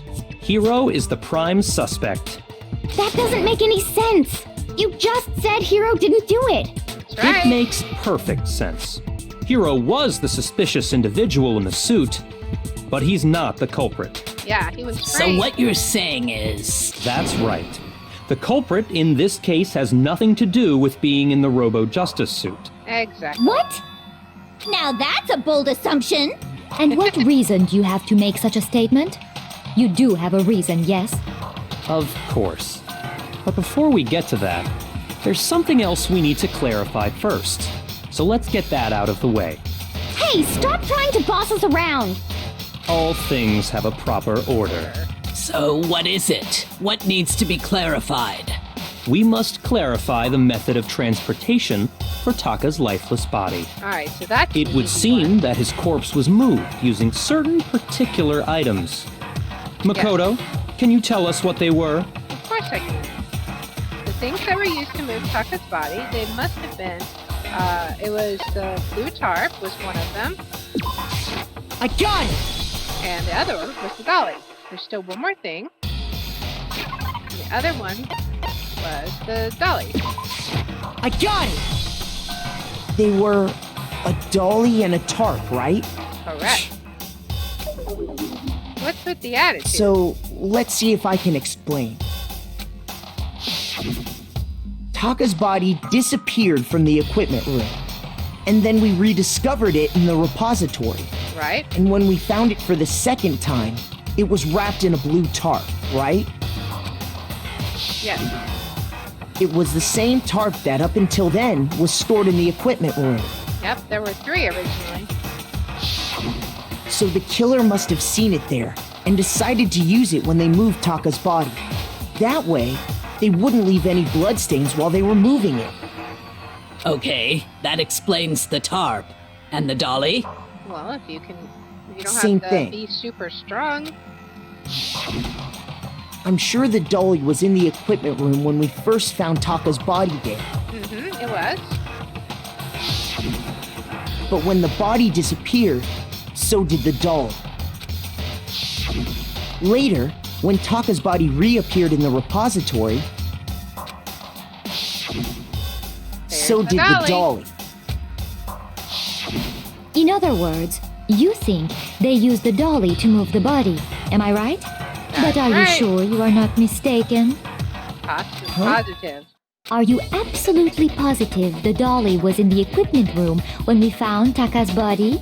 That dolly was made specifically for moving large objects between the repository and the art room. It would be very strange indeed to discover it had made its way to the equipment room. Is it not possible that it was in the repository all along and you simply didn't realize it? She's raised an objection. How do you respond? There is no shame in being wrong. Nobody expects much from you anyway. We have all accepted the fact that you rarely understand what is going on around you. I want to slap her in the face. Wow, I've never had anyone sound so nice while being so mean, but maybe I can change her mind. If I can just explain to them why the dolly must have been moved from the equipment room to the repository. A new element has been added to bullet time battles. Would you like to hear more? Of course. Let's talk about reloading. Starting with this next bullet time battle, we're going to add one more ingredient to the recipe. On the bottom of the screen, underneath the tempo marker, you'll see your ammo count. Up till now, there hasn't really been a limit on how you destroy your opponent's statements. But from now on, just locking on and pressing the left mouse won't be enough to handle them. It will cost you 1 bullet to destroy a single remark. Once you run out of bullets, you can't destroy any more statements, no matter how locked you are. However, you can reload by pressing the tab key. Okay, just like locking on, you'll have to press the tab key with the tempo marker. Okay. Basically, just remember that the tab key now has a function along with the right mouse button and left mouse buttons. You will automatically reload at the start of fever time and your ammo will not decrease. But if your action difficulty is set to gentle, you won't have to reload at all. In which case you can ignore everything I just said. Well then, good luck and have fun. Alright. I'm bad at these, but at least I remember to right click to... Okay. You have it wrong! I cannot agree! You are a fool. So pathetic. Lies will get you nowhere. Do your worst! Away with you! You miserable wretch! I cannot agree! You are a fool. Lies will get you nowhere. Do your worst, you miserable wretch! Oh. You have it wrong! Oh no. I cannot agree! Oh no. You are a fool. So pathetic. Oh no. Lies will get you nowhere. Do your worst. Away There with we you. go. You miserable wretch. I cannot agree. You are a fool. Lies will get...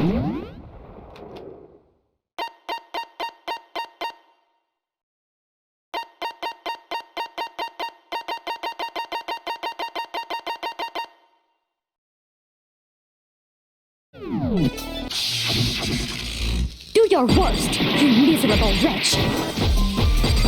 You miserable wretch! I cannot agree! This should prove it.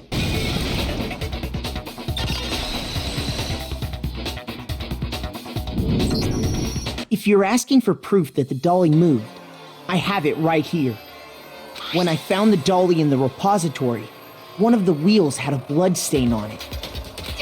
There was a pool of blood in the equipment room with a tire mark in it that matched the dolly wheel's tread. The killer probably rolled the dolly through the blood on accident as they wheeled the body out of the room. And as the blood dried on the tire, they moved the body into the repository. So there's my proof that the dolly was used to move Taka's body.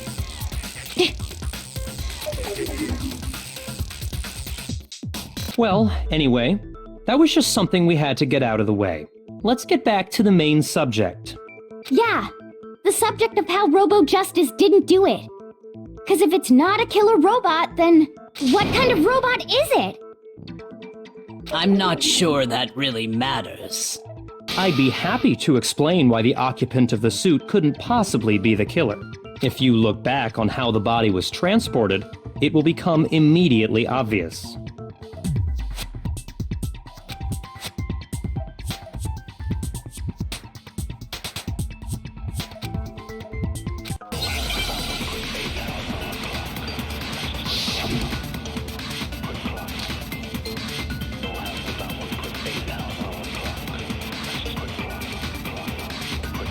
As we know, Taka was killed in the equipment room. And from there, the body was moved to the repository, correct? Yeah, the culprit wrapped the body in the tarp, then loaded it onto the dolly and wheeled it off, right? Now, keep in mind that the dolly doesn't have a handle. Well, yeah, but even without a handle, all you'd have to do is bend over. Then you could push the dolly no problem. So the killer just crouched down and carted the body off to the repository. If you accept everything we just said, then you must realize that whoever was in the suit couldn't possibly be the culprit. Sorry, I don't think I realize anything.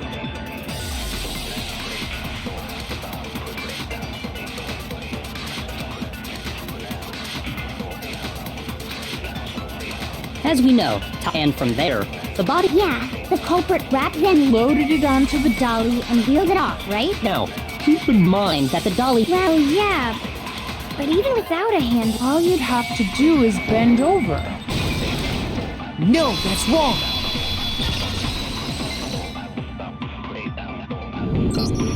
You're absolutely right that you could push a dolly without a handle if you stoop down low. But if you were wearing that suit, do you think you could actually get into a position like that? What do you mean? Think back to what you said when we were all checking out the suit together, remember?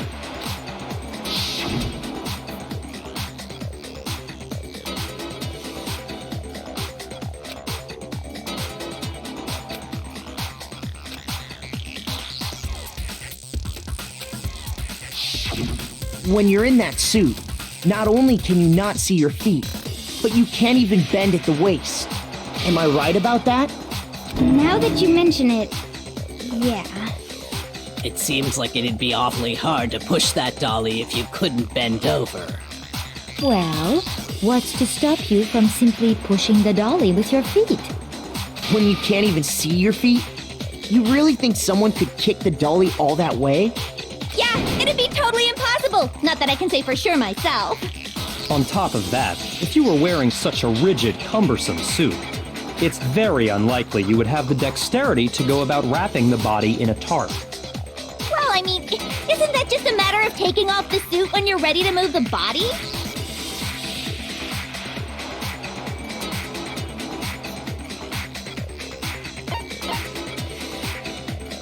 I got it! I don't think taking off the suit was an option. If you remember...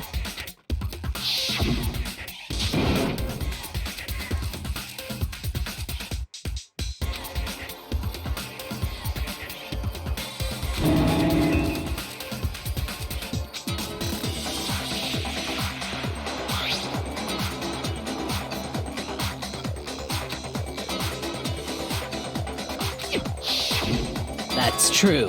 It seems impossible to put the suit on or take it off without help. Then, you really can't take it off by yourself? Hiro wasn't just making it up? Of course I wasn't making it up. If he could have gotten it off by himself, I don't think he would have let us see him wearing it. Showing up in the suit was basically an invitation for everyone to suspect it. Yeah, that's right! So, it's really, really true that Robo-Justice couldn't have moved the dolly? To be clear, whoever did move the body, it couldn't have been Hiro in the robot suit, correct? No, wait. Just a second, if you please. Have you forgotten about the picture that I took?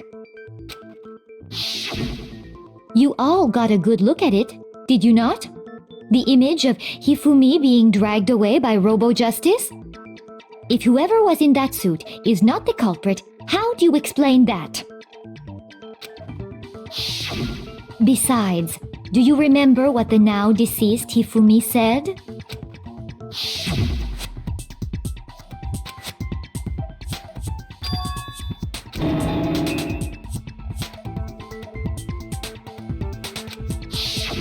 So long as those facts exist, the proper conclusion is beyond question.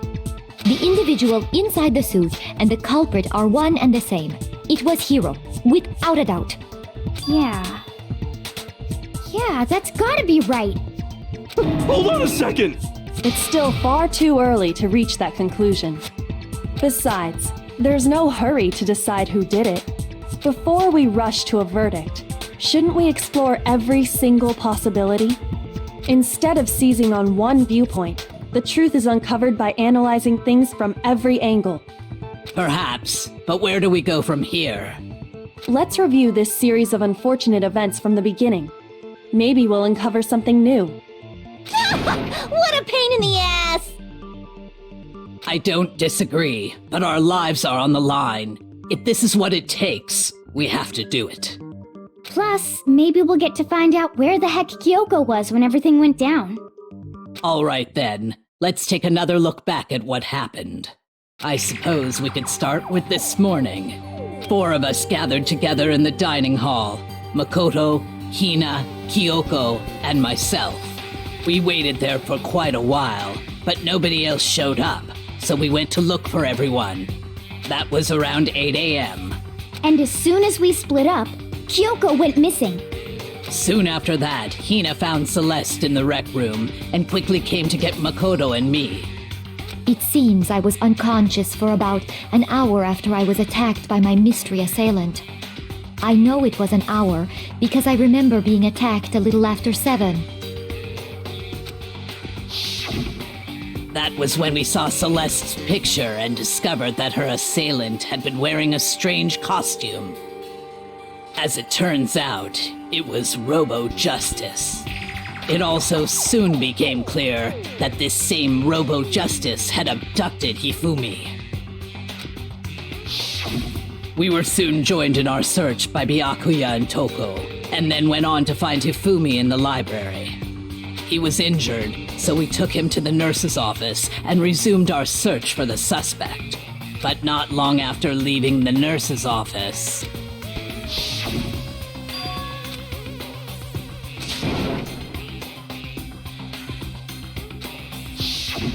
When Celeste told us that, we decided to split up and search the second floor. And soon after that, I saw someone moving around on the 3rd floor, and I yelled out to everyone as soon as I did.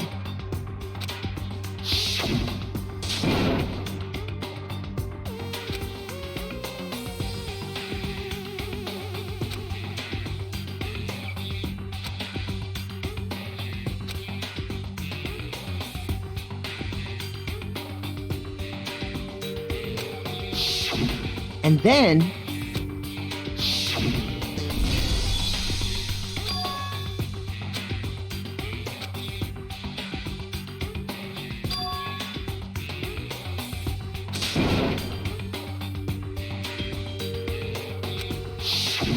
At that point, we decided to divide up into 2 groups.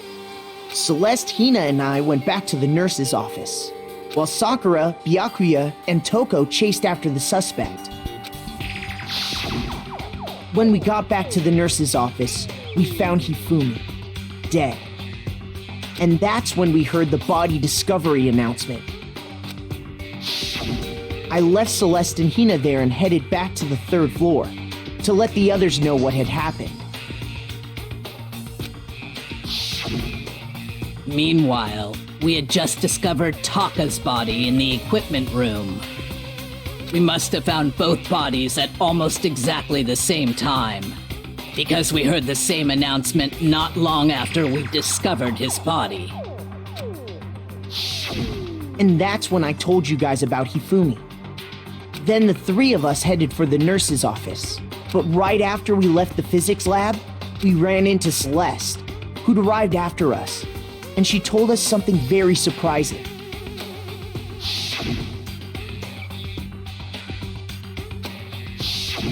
We rushed back to the nurse's office and saw that she was right.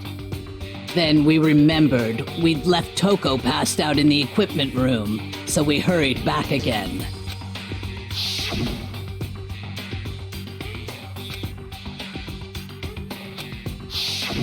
But when we got there, we discovered that now Taka's body had also gone missing. Next thing we knew, we were searching the school for 2 missing dead bodies. And after some time... Celeste informed us that she'd found the bodies, and we all headed to the repository. which is where we rediscovered the corpses.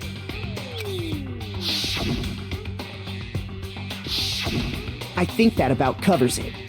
I see. The whole thing sounds exceptionally complicated. It certainly seems to me that these are not a simple series of connected events. Okay, well, if that's true, then what? Rather than a single series of events, I think we have to consider each murder a separate situation. And from there, we can uncover the contradictions surrounding all of them. Now then, let's get started, beginning with what happened to Taka.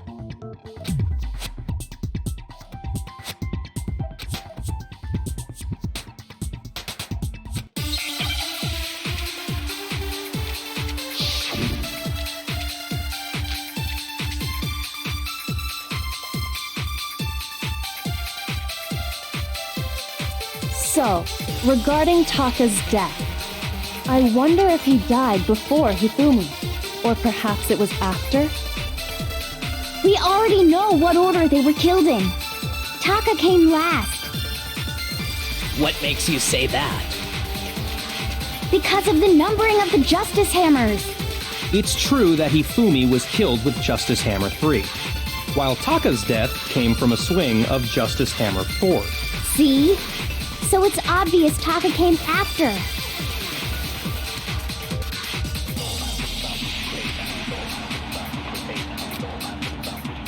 So, regarding, I wonder if, or perhaps it was after. We already know what order they were killed in. Taka came last. What makes you say? Because of the number. It's true that he while Taka's death. See? So it's obvious Taka came. So, regarding, I wonder if he died, or perhaps it was after? We already know what order they were killed in. Shoot!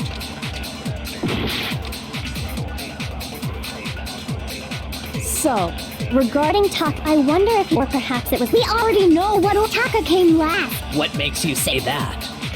Because of the numbering of the Justice Hammers. Shoot!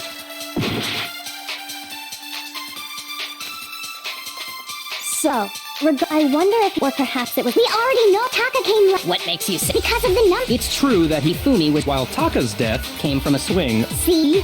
So it's obvious Taka came after.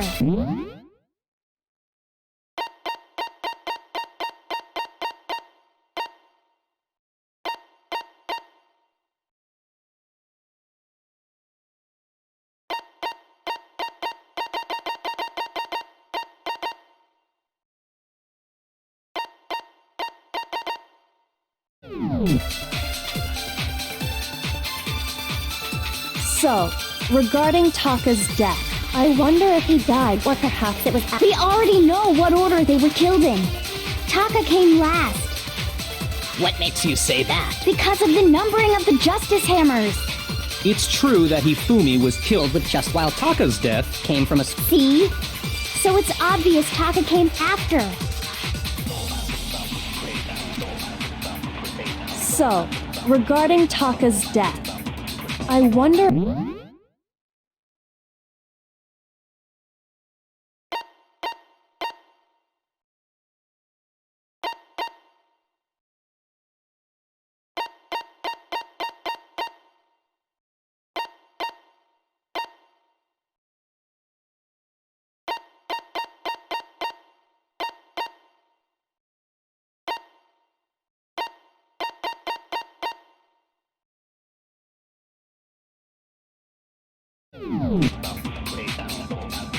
Or perhaps it was after? We already know what order they were killed in. Taka came last. What makes you say that? Because of the numbering of the Justice Hammers. It's true that Hifumi was.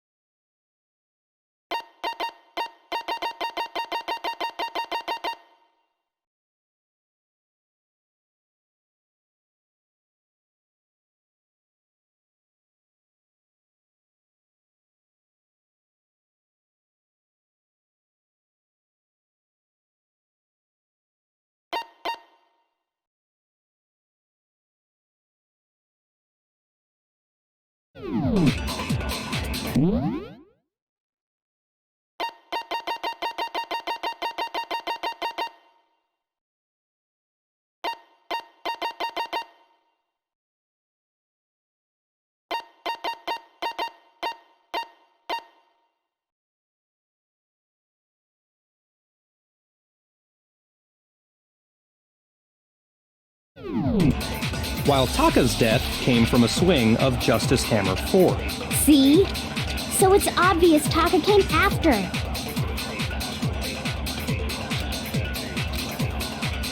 So, regarding Taka's death, I wonder if or perhaps it was after? we already know What order they were killed in. Taka came last. What makes you say that? Because of the numbering of the Justice Hammers. No, that's wrong.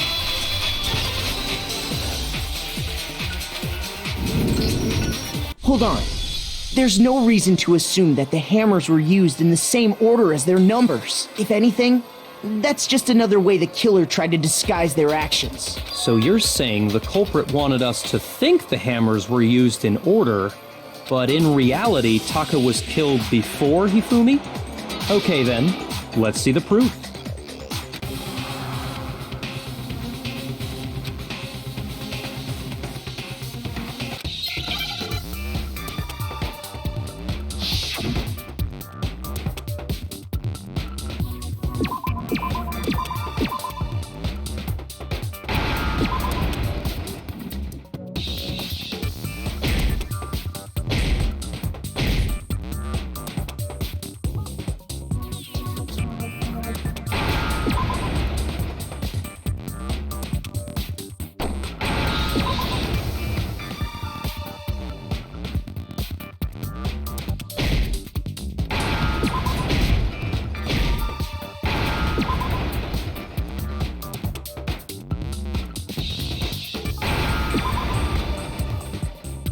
Now I understand!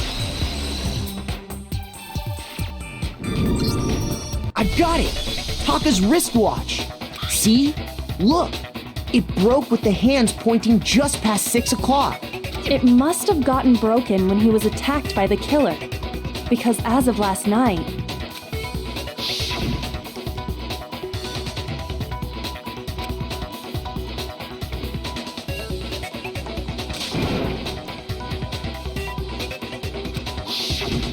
so if it wasn't broken after 6 last night, then he must have been attacked around 6 this morning.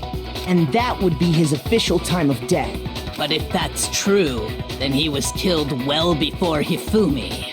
And before Celeste was attacked this morning, which happened around 7. That's right. Taka was killed before any of the other incidents took place. That simple fact slipped past all of us. We made the wrong assumption about the order of events, all because of those justice hammers. That's exactly why the culprit wrote the numbers on each hammer and had them increase in size.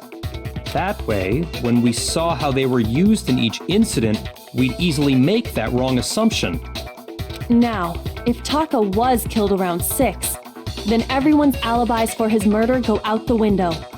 Because when he was killed, we hadn't met up in the dining hall yet.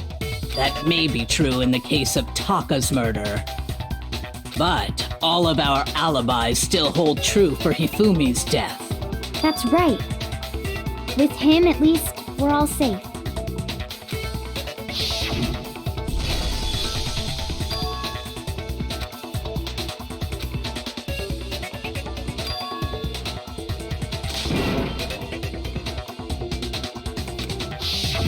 When we heard Hifumi screaming, we were all together. Except for Hiro and Kyoko. Then we all ran down to the nurse's office, and that's where we found his body. That's totally true. We're all in the clear. Oh, I know! They must have recorded him screaming on a tape or something, then played it later on! If that's true, where's the tape? I don't know. Don't just go making stuff up. Anyway, we all have rock-solid alibis for when we heard Hifumi scream. Since all of us were there together, clearly none of us could have killed him. And it does not stop there. There was also the moment when we discovered his body had disappeared. When his body vanished from the nurse's office, Hina and I were in the bathroom together while everyone else was in the equipment room, correct? And then there's the disappearance of Taka's body from the equipment room. At that time, we were all gathered together in the nurse's office because of Hifumi going missing. Well, don't forget, I was passed out in the equipment room the whole time. Wait, then what if Genocide Jill did it? She could have dragged Taka's body out of there right then! Even if she could pull that off, there's no way she could have done the same with Hifumi's body. Because, as we just established, she was passed out in the equipment room when his body disappeared. Besides, I didn't do either of them anyway. In other words, it is impossible that any of us could have killed Hifumi or moved either of their bodies. On the other hand, Hiro and Kyoko had disappeared, so they most certainly could have done those things. So what now, Kyoko? For now, we can't get fixated on who did it, or we'll just keep going around in circles. So instead of who, I propose we start talking about how. In particular, I think we need to figure out how Hifumi's body got moved. That's true. We searched everywhere, but we couldn't figure out how to explain his body disappearing. And according to what Celeste said,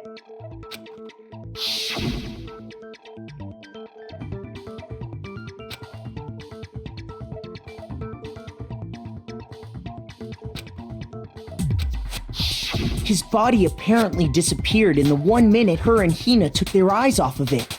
But to carry that much weight from the first floor up to the third in that short amount of time? Oh man, yeah! There's no way! It'd be impossible! Well, what if I told you there was a way to make the impossible possible? What? How? If the dead body were to move itself. The dead body moved on its own? No! Not another ghost! I don't think it has anything to do with the occult. I think what she's implying is, we thought Hifumi was dead, but perhaps in reality he was still alive. He was alive? Are you saying Hifumi wasn't carried out of the nurse's office, but simply walked out on his own? But I mean, we found his body. He was dead. Perhaps he was simply playing dead. That it isn't possible.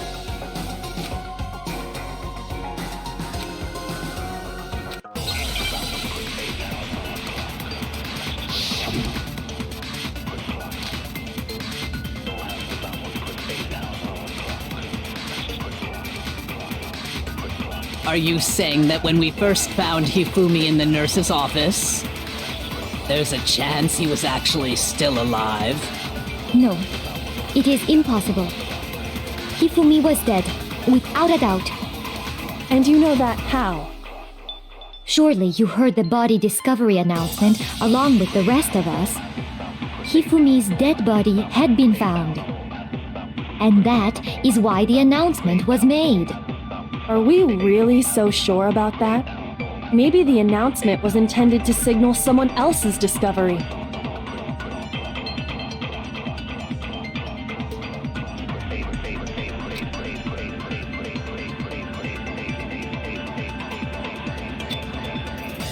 Are you saying that when we first found Hifumi, there's a chance he was actually still alive? No, it is impossible.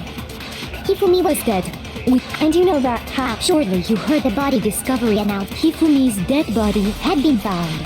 And that is why the announcement was made. Are we really so? Maybe the announcement was intended to signal someone else's discovery.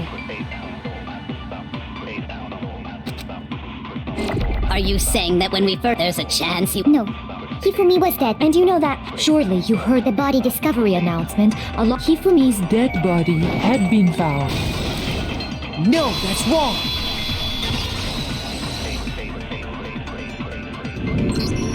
Was the body discovery announcement that was made really intended for Hifumi? Of course it was. The announcement played right after we discovered his body. Maybe. But that was also the same time that Taka's body was found. That's right. It wasn't long after finding his body that we heard the announcement. So there's a good chance we've made a mistake in there somewhere. I think we've confused whether the announcement was for Hifumi or Taka. First of all, if 2 bodies had been found, there really should have been 2 announcements. Maybe Monokuma simply got lazy and rolled them together into one. What do you say, Monokuma? Any comment? Well, it's a very sensitive issue, so I can't go into too much detail. But what I can say about the body discovery announcement is that it's only broadcast when 3 or more people find a dead body for the first time. That didn't answer our question, man. We're asking if you're a lazy bum. No, actually, that was plenty. Huh? He said it's only broadcast when a body is discovered for the first time, which means even if we find the same body again later, he won't make the announcement again. If that's true, then why was the announcement made again later on? Huh? Later on? Exactly. We heard the body discovery announcement twice.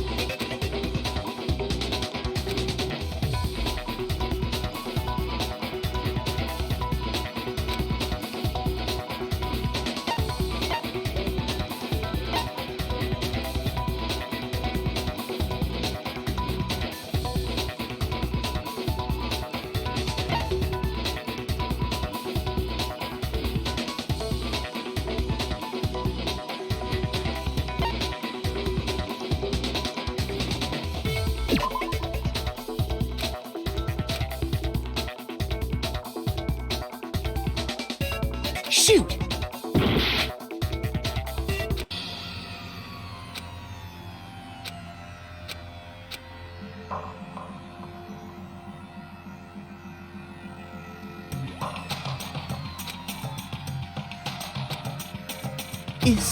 Is this really the end?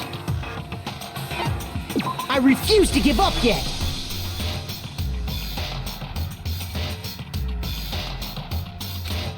Was the body discovery announcement? Of course it was. Maybe. That's right. So there's, I think we... First of all, Maybe what do you say? Well, but it's only... That didn't answer... No, he said even if we if that... Huh? Exactly.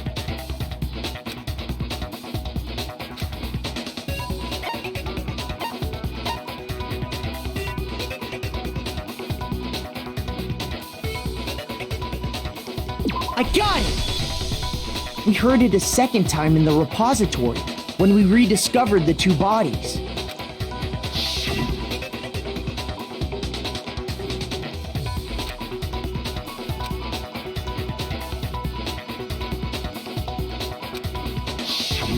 It didn't seem weird at the time, but it contradicts what Monokuma just told us, doesn't it? Exactly. If we were actually rediscovering both bodies, the announcement shouldn't have played. Then in reality, when the 2 dead bodies were rediscovered, one of them was actually being discovered for the first time. So when we found Hifumi the first time in the nurse's office, he wasn't actually dead yet. Meaning he wasn't actually found dead until we came upon him in the repository. And that's just part of it. There's one other thing that leads me to believe he was still alive in the nurse's office. Oh, I know! Because he was super good at playing dead! Bada bing, bada boom! That is the worst logic I have ever heard. But honestly, I do not think there's anything that can prove he was still alive.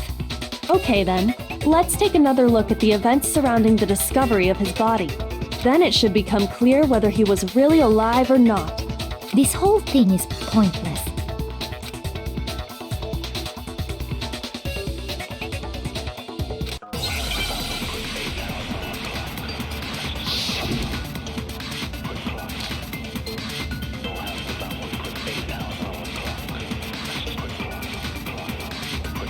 Well, here's one thing we do know.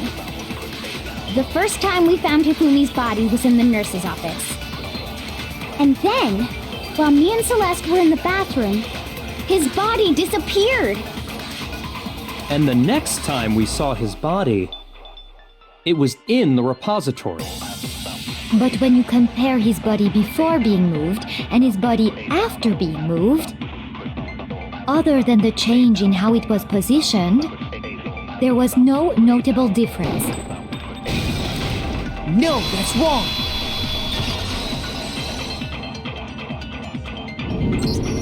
In fact, there was one clear difference between Hifumi in the nurse's office and the repository. His glasses. That fact alone proves that he was only playing dead in the beginning. Perhaps you'd like to fill the rest of us in? When we found Hifumi in the nurse's office, his glasses were covered with blood. But when we found him again later in the repository, they were spotless. And I found the item he used to wipe them clean in the nurse's office trash can.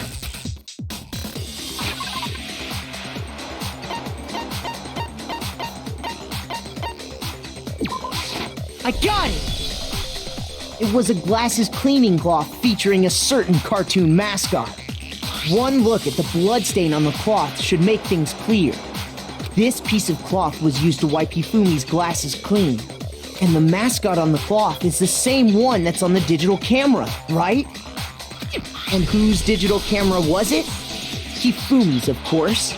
The character was Princess Piggles from Demon Angel Pretty Pudgy Princess, I think. I highly doubt anyone but Hifumi would have brought something like this to school.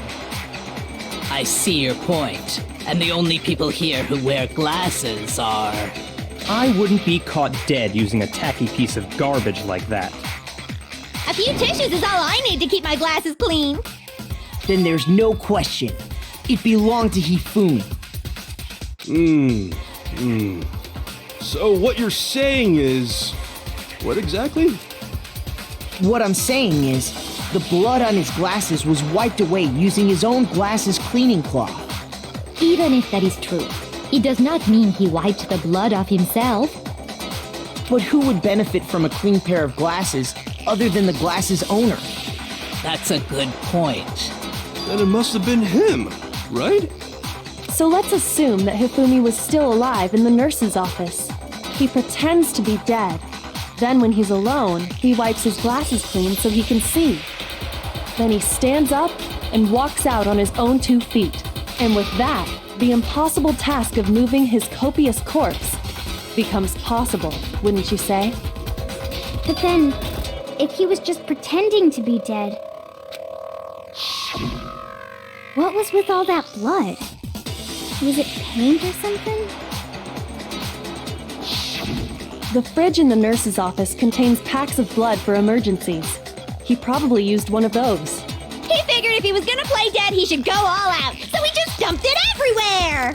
But he got crazy with it and had to wipe his glasses off when he was done! God, what an idiot! And if Hifumi was still alive at that point, the disappearance of Taka's body is easily explained. It should be perfectly obvious who must have moved Taka's corpse.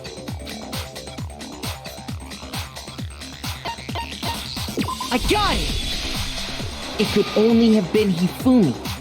While we were all gathered in the nurse's office, he went to the equipment room and took Taka's body. That also explains how the door to the repository got locked. The door was locked?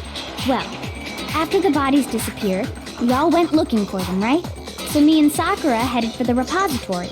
But when we got there, the door was locked. And the repository door can only be locked from the inside. Which means when Hina and Sakura got to the repository, someone was already inside. And it could only have been Hifumi, who just finished stashing Taka's body there. He convinced us all he was dead, and when he saw his chance, he dragged Taka's body to the repository. So, Hifumi wasn't just another victim in this case. He was one of the assailants. But that means he took part in the murders. I just can't believe it. If you're having trouble, would you like me to show you one more piece of evidence? There's more? Oh, absolutely. The single biggest fact pointing to his involvement has yet to be revealed. You know what I'm talking about, right, Makoto? The item he took off of Taka's lifeless body?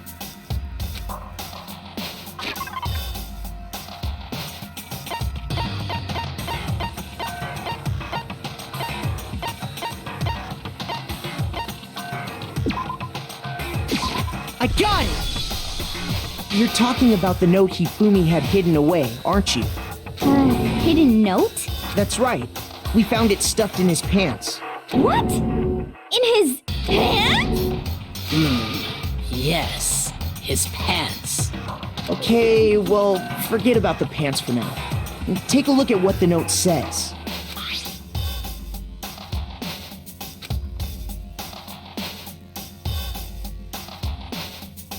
Ah! That's the note I was telling you about! The one that told me where to go! Huh? Wait, this one's a little different. In my note it said, Monokuma can't find out, so don't tell anyone else for now. Let's meet in the rec room at 1 a.m.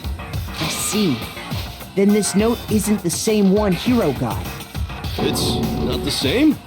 In other words, the killer got in touch with another person besides Hiro. And that person could only have been...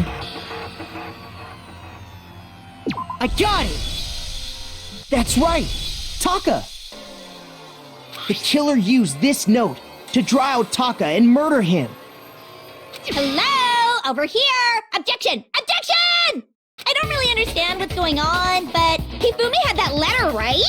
So whoever wrote it wasn't drawing out TikTok, they were drawing out Huffy! Just to be clear, TikTok is Taka and Huffy is Hifumi, right? Ugh! Yes! Why must you ruin it every time?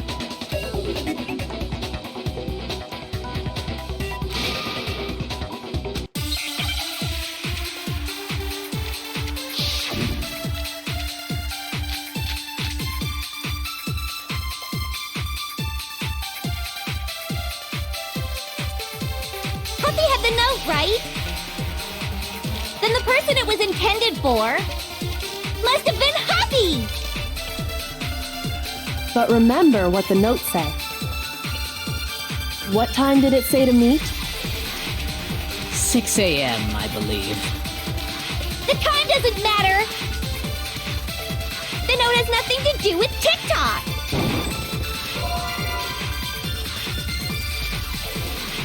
Huffy had the note, then the person it was must have been Huffy! But remember what time did it? 6 a.m. The time doesn't matter! The note has Nothing to do with TikTok!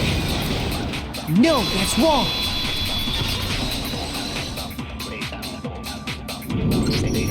No, there absolutely is a connection. What the hell are you talking about? The note said to meet at 6 a.m., which is the same time Taka was murdered. We've already proven that using his wristwatch. But there's more. Look where the note says to meet. The equipment room, right? Which is where Taka was killed. I see. So, Taka was murdered at both the time and place written in the note. I think that should be plenty to show that this note was definitely meant for Taka. Well, when you put it like that... No further objections! Then someone used that note to trick Taka. Just the same as me. The culprit really is a cold-blooded monster. Telling people they found a way out. But if they gave the note to Taka, what was Hifumi doing with it? Stuffed down his pants, no less! Most likely, Hifumi stole it off Taka's corpse after he died. Huh? He stole it? Where's your proof? Go ahead, show us.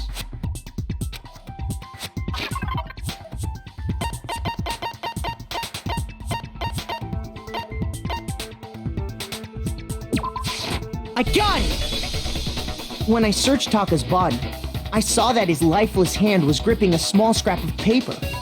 If I'm right about this, the sheet of paper this piece came from is...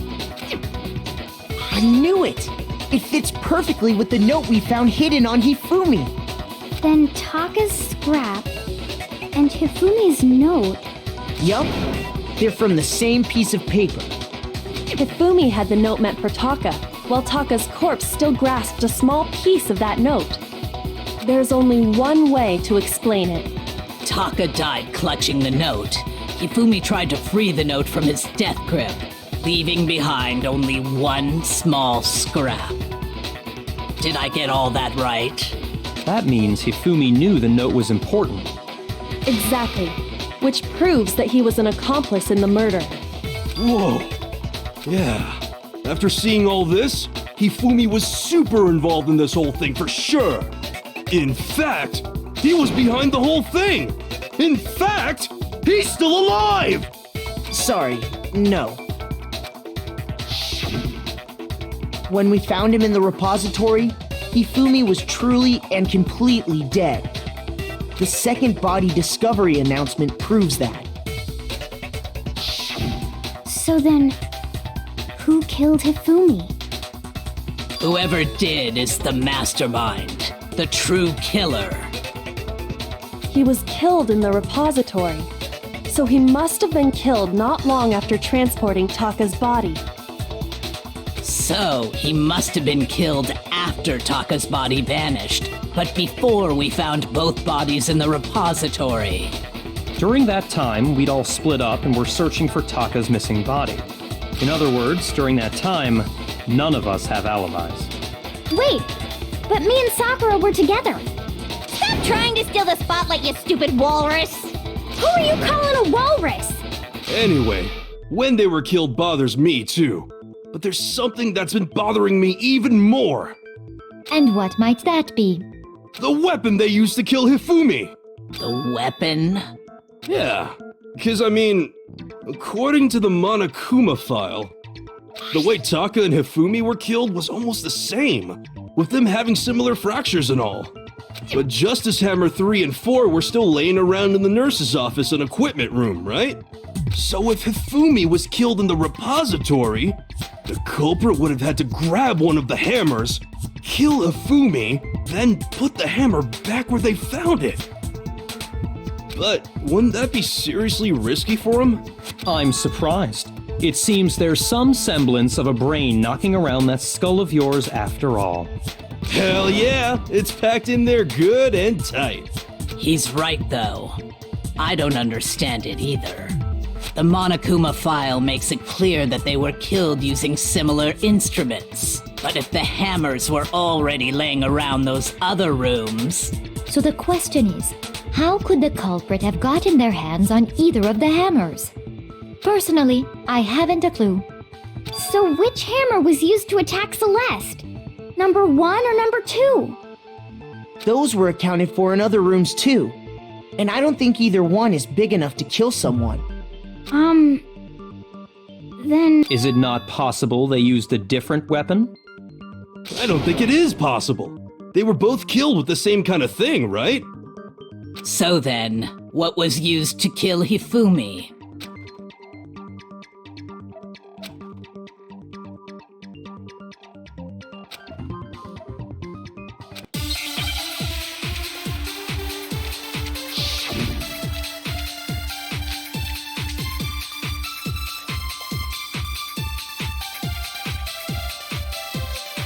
What was used to kill Hifumi? Was it Justice Hammer 3? Maybe Justice Hammer 4? Well, whatever it was, there's one thing we have to figure out. How was the culprit able to move around so freely with the weapon? How did nobody witness them carrying it? Sounds like a Justice Hammer 5 is about to make its appearance! Check out murdergear.com/hammertime for more info! Well, one thing seems pretty clear. The murder weapon had to be one of the Justice Hammers! No, that's wrong!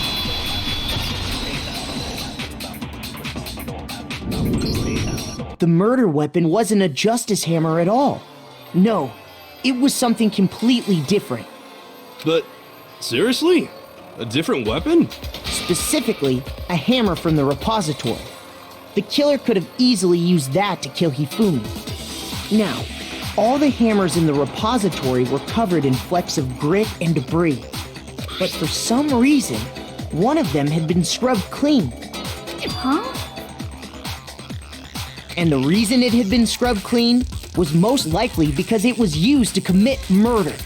If the hammer got covered in Hifumi's blood, of course they'd have to clean it off. I'd also like to point out that the repository has all kinds of hammers. Big ones, small ones, and even some flat mallet-like ones.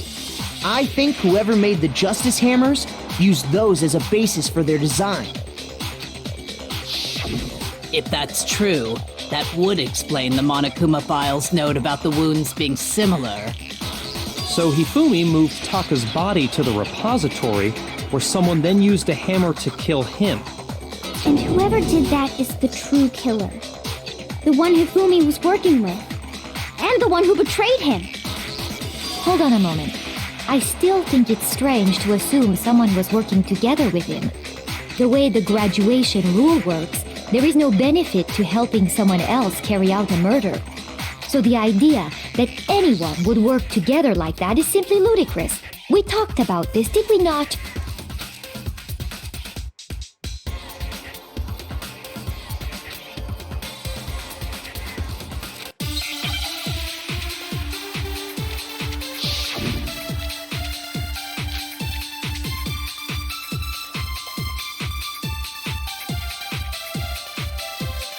Based on the rules that have been laid out for us, even if more than one person is complicit in the murder, only the one who actually carried out the act can graduate and survive. Assuming the rule holds true, it is simply impossible that two people work together on this. That is how the rule was explained to us. But that only really applies if there's one murder, right? In this case, however, there were two murders.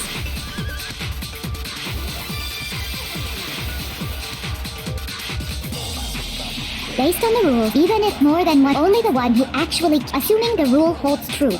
That is. But that only really applies if in this case, however, there were two murders.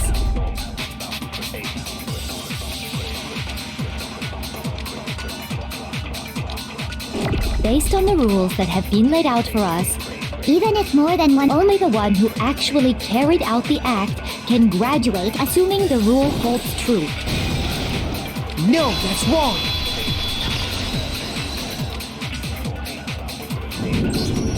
Since there were two murders, it's at least plausible that more than one person was involved. What do you mean? If there'd only been one murder, then yes, the idea of an accomplice isn't really worth considering. Naturally, if only one person can be saved per murder, an accomplice has no risk versus reward benefit. Risk versus reward benefit? The payoff for working together. The reward that balances out the risk of taking part in the scheme. There's no point in being someone's accomplice if there's no benefit to you. However, if there were some potential mutual reward for the risk, then cooperation becomes possible. You're saying that two people could act as each other's accomplices to commit two separate murders. I think that's what the true killer told Hifumi. They would each have an accomplice for their crime. And based on the case's events, Hifumi would have been the first one to act, murdering Taka. They made him carry out the first murder so he couldn't back out of helping them later on. So in this case, there wasn't one single person committing multiple murders. Instead, each person killed someone, creating two separate incidents. And it only looked like one person because that's how the true killer designed it to look. A single suspicious individual, a similar weapon used in each crime, disappearing bodies. By creating one seamless set of circumstances, they made it look like one person was behind it all.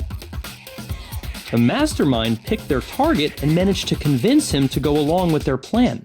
And then, to avoid the no accomplices rule, they simply killed their accomplice. Which, if true, means that betraying Hifumi was part of the plan from the very beginning. That's just awful! How could anyone be so cruel? You think so? I can't help but admire its cunning. Still, their choice of accomplice seems odd.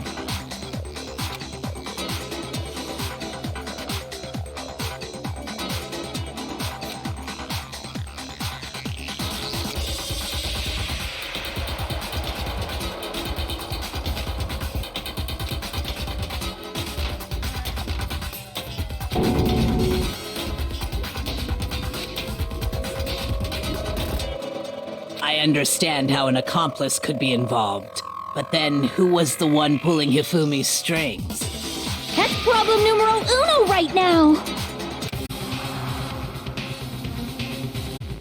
Alright, can you hear me now? Hopefully that's better. It seems to be showing up now. Alright. Okay. Thank you. Alright, so the true killer manipulated Fumi to carry out a number of actions and in the end, murdered him. In the debates up till now, the way the case has unfolded, when you consider all that, there's really only one person who seems to fit. Alright. So, I think it is you. Here's my answer. It was Celeste. Yes. So I'm the suspicious individual now, am I? Yes. I really do hate this kind of joke. A joke? I wonder. So what you are saying, then, is that I specifically chose to work together with Hifumi. Exactly. The idea that I would choose to spend any amount of time interacting with him, that I would go within 10 feet of that shit from brain, that lazy, worthless goddamn idiot! You did. Pardonnez-moi. Because you could control Just him. to be clear, there is evidence to support it. Is that so? It is. Throughout the investigation, there was certain behavior that was common only to the two of you. Yep. Considering what we've learned so far, it only further proves that the two of you were working together. What is it that only Hifumi and Celeste had in common? Encountering a suspicious individual. I got it! The behavior they had in common has to do with the suspicious individual in the suit, doesn't it? Yes. The only ones who ever actually saw Robo Justice firsthand were Celeste and Hifumi. And Celeste was the one masterminding Shush! everyone around. The adults are talking now. Sorry. As he said, only Celeste and Hifumi ever laid eyes on the costumed individual. Alright. If we accept that Hifumi was one of the culprits, we can't help but suspect what Celeste has said as well. Are Exactly. you saying everything they told us was a lie? You're so innocent, Hina. After taking Hifumi to the nurse's office, we all began our search for this individual, correct? Yes. And not too long after that, do you remember what Celeste said? Is that the shadowy figure comment?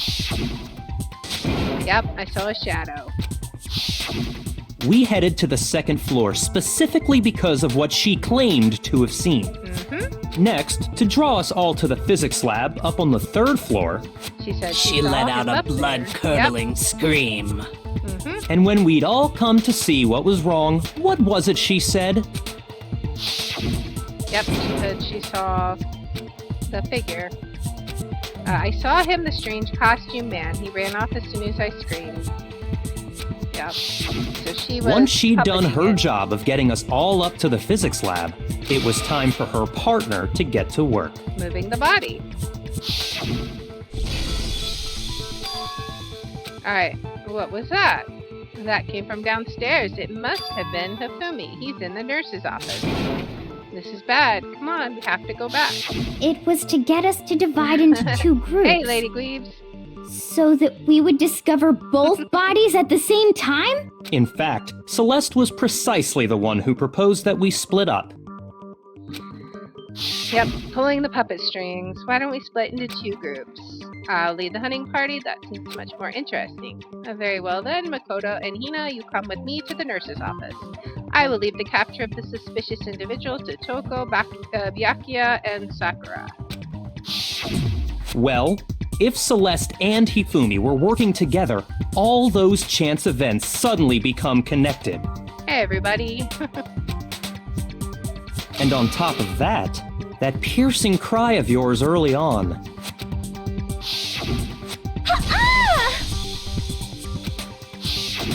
That was to signal Hifumi, wasn't it? Yeah. It was your way of telling him, we're on the third floor, everything's going according to plan. Clever. Why else would you let out a scream that could have carried across the sea? I just realized another strange thing.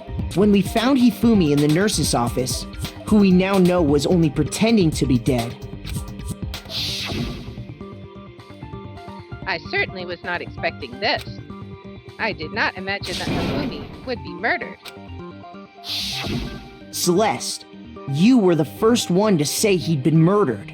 You wanted to make sure we wouldn't have any doubt in our minds. And then no one bothered checking the body. I don't believe it! Everything, the whole thing was one big act! Of course it Hina, was. you were with Celeste when Hifumi's body disappeared, right? Yeah. I was feeling kinda sick, so Celeste took me to the bathroom. Wait! Then that was... She wasn't worried about you. She just saw a chance to help Hifumi sneak out of the nurse's office. Yep. Each piece isn't much by itself, but start putting them together and the picture gets very ugly indeed. Wouldn't you agree, Celeste? I have no idea what you mean. Don't bother trying to deny it. You made one fatal mistake. What is that? Oh, did I? I didn't even catch it myself when you first said it, but looking back, I can say that one little slip-up was your undoing. Okay, let's see. What are you talking about? What is it? Now I'm talking curious. about what you said after Hifumi's body disappeared and we returned to the nurse's office. What was it? They must really be enjoying this, enjoying the sight of us standing around frightened and confused. We're all going to die here. We're going to die just like those guys did. I remember her saying that too. Oh, she but didn't know about... I don't understand what's so Taka strange yet. about it. Then pay attention. Sakura, Toko, and I were first to discover Taka's body in the equipment room. Right, she shouldn't Then have known Makoto about showed that up yet. and told us Hifumi had been killed. So Sakura and I left with Makoto. Once we were in the hall, we ran into Celeste, and the four of us headed to the nurse's office. Now, the entire time we were together, none of us said anything about Taka being dead. Right. Think about it. Celeste's comment doesn't make sense. It was completely out of place. Yeah, I see what you're talking about. Although I don't really get what it means. You're so slow. You hear that, Celeste? Everyone's having some trouble understanding. Could you repeat what you said? If you're really not the culprit, you shouldn't have any problem repeating it, right? And she says nothing. Byakuya said that Celeste's comment doesn't make sense. Well, what is he alluding to? Alright, so she shouldn't have known yet. So what do we have a relevant bullet? I don't think that's going to be relevant. So this is probably going to be a weak point argument All again. I said was, they must really be enjoying this. Enjoying the sight of us standing around, frightened and confused. They must be positively elated. We are all going to die here. Okay. We are going to die, just like those guys died. That might be the And bullet. that is all I said. And that's all it takes to finish this. It's obvious, isn't it? What was so strange about Celeste's comment? Alright, so we'll use what she said. She should only have known about Hifumi's death. With that in mind, what's so strange about what she said is... Okay, All I that guy... said was, they must really Now we can go enjoying back there. the sight of us. They must be. We are all going to die here. We are going to die. Just There we like go. No, Those that's guys. wrong. Alright, That's right. There's no reason Celeste should have said, just like those guys died. she should have only known about When she Hifumi. said that, none of us had told her Taka was dead. That's right. Exactly. And we didn't run into her until after we were all out in the hall. So there was never any chance for her to have seen his body in the equipment room for herself. Exactly. So how did you know, Celeste? How did you know more than one person had been killed? And how did you know they were both guys? Exactly. Because Kyoko had also disappeared, right? So she could have been dead too. Yep, that's true. You all have such vivid imaginations. You know that? Alright. Imaginations. You claim that I was lying when I told you about the suspicious person I saw. Then what about the picture I took? That could have been posed, easily. How do you explain this picture of the costumed villain dragging Hifumi away? I mean, I feel like it's just... It has to be some kind of setup, right? That's what So I let's think. put the suit on. Not and necessarily. It could then, have just been standing then she used the there. camera's timer to set up the picture. Have you so quickly forgotten? You are the only one who could have possibly fit into that suit. Well, he could have just been Plus, standing there. I happen to know that this particular camera does not have a timer. He may have been In other unconscious words, in the suit. it is an unassailable fact that this is a picture of Hifumi being dragged away. If everything I told you was a lie, how can this picture exist? Simple. Are we sure that's really a picture of the suspect dragging Hifumi away? No, we're not. What could you possibly mean by that? Surely there are other explanations than the one you've offered up. Sure. No, there is no other explanation. I love how she's just like, nope. Other explanations. Alright. If it wasn't a picture of the suspect dragging Hifumi away, the only other possibility is Hifumi is dragging the suspect away? Oh yeah, that could have been true. Like maybe he's backing up on him. I got it! It's Like not carrying a him picture around. of the suspect Yeah. dragging Hifumi away. I would say it's a picture of Hifumi dragging the suspect away. Right. That's certainly within the realm of possibility. Yeah, The one being dragged off in that picture isn't Hifumi, but the person in the robot which suit. was Hero. We've simply been led to believe that it's the other way around. Exactly. And the strange costume might only exist to lead us astray even farther. Exactly. If you saw someone wearing something like that in this situation, of course you'd notice and be suspicious. Yeah. That's what happened! You put me to sleep and made me out to be the bad guy in all this! Yep. Such a thing is utterly impossible. But it's not. Hifumi was dragging him away? Ridiculous. Is it? I don't think it's ridiculous at all. I Then don't shut either. your mouth and allow me to educate you. Oh man, she is just all in. Celeste thinks she can prove that there's no way Hifumi was dragging the suspect away. But is that really possible? Alright, what do we got? Bullet time? Robo Justice costume. Yes, the hero's message. Might be the message. You dressed me up in that suit after I passed out! We'll see. Then you just draped me across Hifumi and had him carry my weight! Okay. You tried to make me look like the bad guy! Like I said, ridiculous. As you can see in the picture, the suspect is standing perfectly upright. If the person inside the suit was unconscious, there's no way they could stand up straight like that. Then the fortune-telling idiot is the culprit after all! No way! Maybe it's the blueprints that prove that. Because I think they showed how, if I remember right, Hina said, she said she couldn't bend at the waist. So that might You dressed be me up on in that the suit after I blueprint. passed out! Then you just draped me across All right. You tried to make me look like... Like I said, Let's see. as you can see in the picture, the suspect is the person inside the suit. There's no way they could stand All up right. straight like that. Nope, that's not that one. Okay, so that's the wrong... Alright. Shoot. It's a different, Okay, You what's dressed that me one up in say? that suit after I passed Not out! the message, not the blueprint. Then you just draped me across Hifumi Oh, and had him it was carry the my... costume. You tried to make me My look bad. Like I said, as you can see in the picture, if the person inside, All right. there's no way they It's could that stand. No, It's that's the wrong. costume itself. Whoops! Alright, so now we got the right one. No. Even if the person inside the suit were unconscious, they could still stand up like that. Right. Because that Robo Justice suit had a certain characteristic. Couldn't bend at the waist. You totally can't bend at the waist. Seems like a pretty obvious oversight. That's right! They totally made a mistake when they made it, so it couldn't bend at the waist. Right. I'm not so sure that was a mistake. It's by I think the design. suit was designed from the beginning to be used the way it was. Exactly. Celeste and Hifumi took the suit they'd specially designed and stuffed Hiro into it. Yep.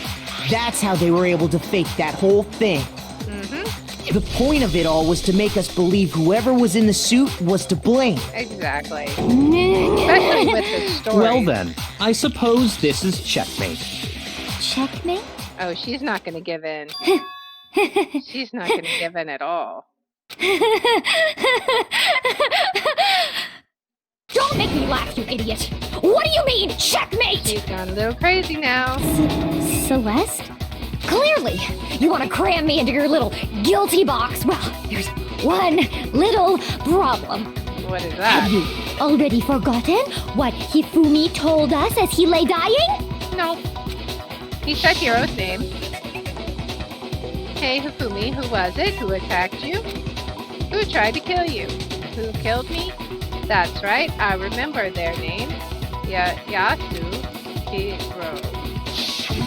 When we asked him who had attacked him, his answer was quite clear, was it not? He said, and I quote, Yasuhiro.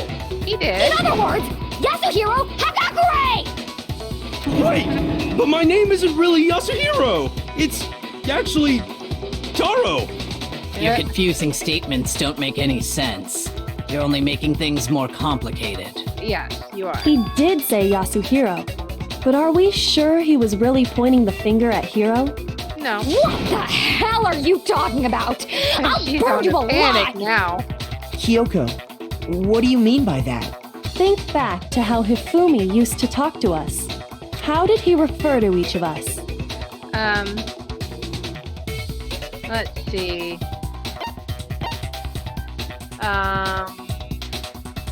That's Hiro. Nicknames? Did he do nicknames? I don't know if he did nicknames. Trying to think.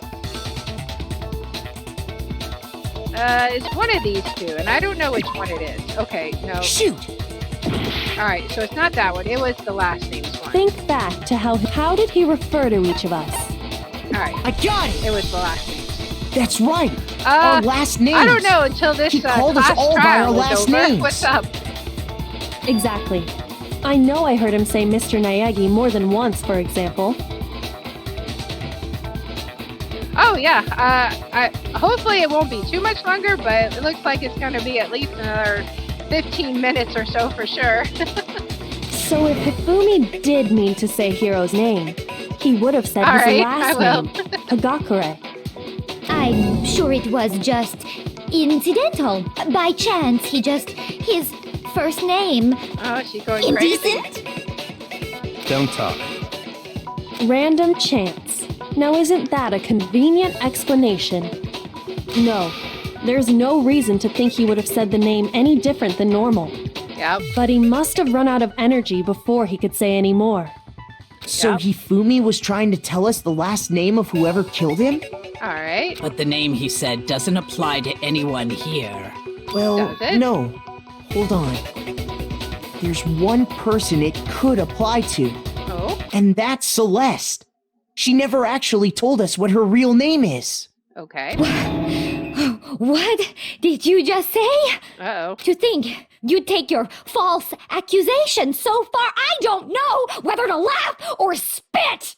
Come on! Enough with your idiotic blather! Yasuhiro is a loser's name! Do I look like a loser to you?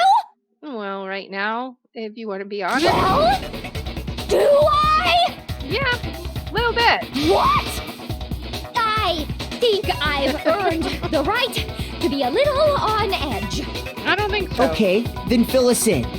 What's your real name? And this is what Kyoko meant about the student journal. Make sure your ear holes are wide open and listen up! Alright. My real name is Celestia Ludenberg. Could you please stop making me repeat myself over and over again? I think that's wrong. Celeste still won't give up, so then I have to do something to make her accept it. Okay, so this is going to be the rhythm thing again, or bullet time? Okay, it's bullet time. It's going to be the e-handbook. I know, that's the one. Nope. Hifumi was trying to tell us something. He wanted us to know the killer's last name, Yes, Yasuhiro. and I bet that's in the If e-handbook. there's one person here who might have that last name, It would have to be you, Celeste. You haven't told anyone what your real name is. how many times do I have to tell you? Let's see. My name is a Lodenberg, god damn it! Nope. How long do you plan to go on pretending? Let's see. I'm not pretending. It's the truth. Is And it? since you have no way to contradict me, Wrong. No, that's wrong. We have the e-handbook. That's it. The handbook. And that's what Kyoko meant. Anytime you turn your handbook on, it shows the owner's name when it boots up, right? Hey, everybody. Welcome. Monokuma told us all about it before. The money raid. Welcome in, welcome in. Alright, this handbook is absolutely vital to a healthy school life, so don't lose it. The game's going good. We're about to discover the murder of a complex double homicide here. When you start it up, it will display your name. Always make sure you have the right one. Yeah, we're about to get the goth girl for sure. Now, this is not your everyday notebook. It has so many more uses than that. So all we have to do is check her handbook, and that'll clear up everything. Yeah. That's how we can find out Celeste's real name. It's gonna show that's it. an invasion of privacy. I refuse to cooperate. Oh, do you now? Celeste, can you please just tell us what really happened? Please, just tell us. Of course not. Even when I'm put in check, it's just my nature not to give up. Because I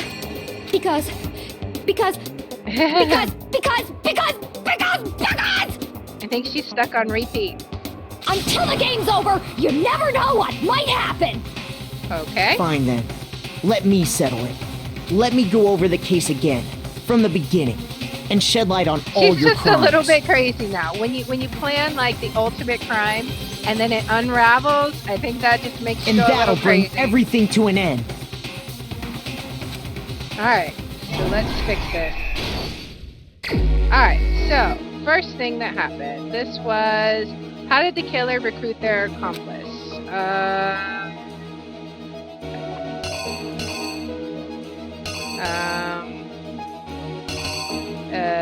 Okay, this one I'm not sure about.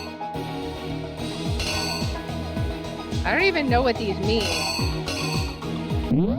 Can you, like, look at the, Okay, that's just weird. What does this mean? I don't even know what that means. Alright, what is this one? What time did the killers call their victims to the rec room? Rec room was 1 a.m. Right? Alright. Who was it that the killers summoned first? That was...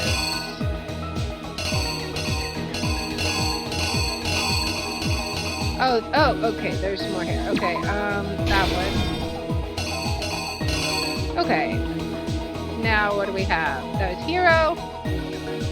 And they knocked him out. They stuffed him in the justice suit to falsify their evidence, and they used a certain item to do it. Camera?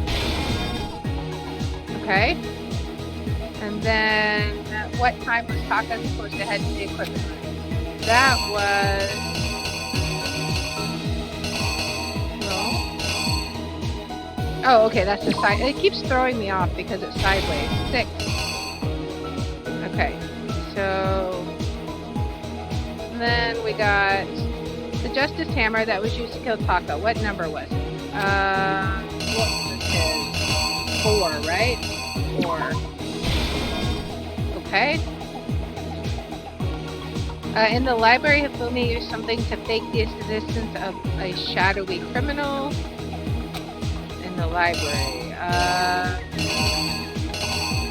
Was it 3? That, maybe? With Justice Hammer was in the nurse's office. Oh, that's 3. I gotta go back and fix that one. That was Justice Hammer 3. So what was this one again? In the library, Hifumi used something to fake the existence of a shadowy criminal.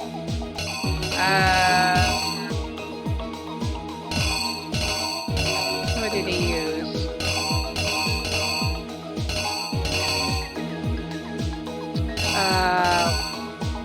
Oh, this one, Justice Hammer 2. Okay. And then he used something to move Taka's body. That's the dolly and the mat. And then the weapon the killer used to murder Hifumi, what was it? That was the normal hammer. Alright. Here's So let's exactly see. what happened. I'm not sure about the first one. Before anything, the killer persuaded someone to help carry out the Oh, murder. was this the... And that person was... Oh, whoops. Okay, that was a person. I was really confused about what it said.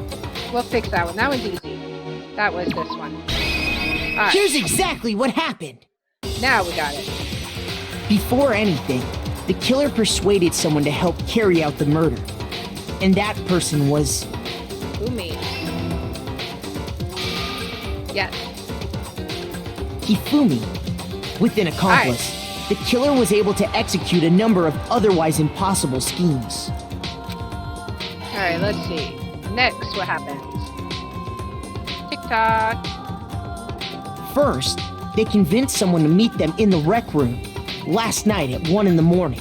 Yep, that's when they got Hero. That someone they met with was Hero. The murderous duo intended to pass Hero off as the prime suspect. So when they met up with him, They got him in the costume. they drugged him, knocked him out, and stuffed him into the Robo-Justice suit. Yep. And then they took the pictures. Next, Hifumi positioned himself to make it look like Robo-Justice was attacking him, Yep, while the killer used a digital camera to take pictures of the assault. exactly. They did all this just to create evidence that would put the suspicion on Hero. Right. When they were done with him, they shoved him, still unconscious, into the pool room locker. Alright, and then it was time for Taka's unfortunate And then finally, demise. at 6 a.m., they moved into the murder phase of their plan. They called Taka to the equipment room. Then look up crazy.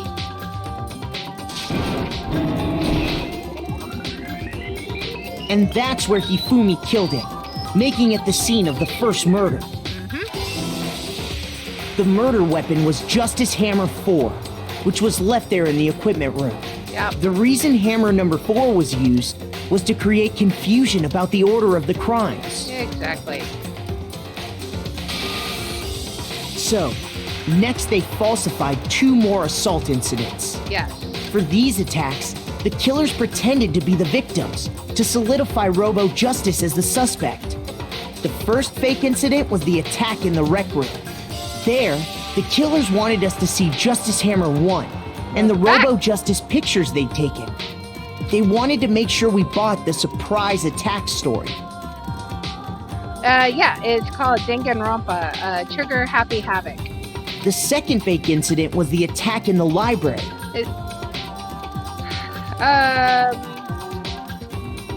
Well, I mean, it's not like you play it on Steam, but on a PC, yeah. I mean, you have to have the Steam client and play it from Steam, if that's what you mean. Yeah. But it's really fun. This time, they planted Justice Hammer 2 and an injured Hifumi to sell us that story. It's got a bit of potty language in it, but... With these 2 incidents, the killers were able to create a certain preconception in our minds. That the suspect was increasing the size of the hammers and attacking people in order as they did. What can you do? We fell right into their trap and started looking for the suspect based on that. But At least most of it is, I can just skip the reading of that bit. while we did that, we left Hifumi alone in the nurse's office. This was exactly what Hifumi was hoping for. And he faked his murder. He took a blood packet from the refrigerator and Justice Hammer 3 and turned the room into a crime scene in which he himself had apparently been brutally murdered. Oh yeah? How did the dye practice go? He let out a scream to draw us back, and when we returned, that's what we found. The dive practice? You said they were practicing new dives? Sounds like they're having fun.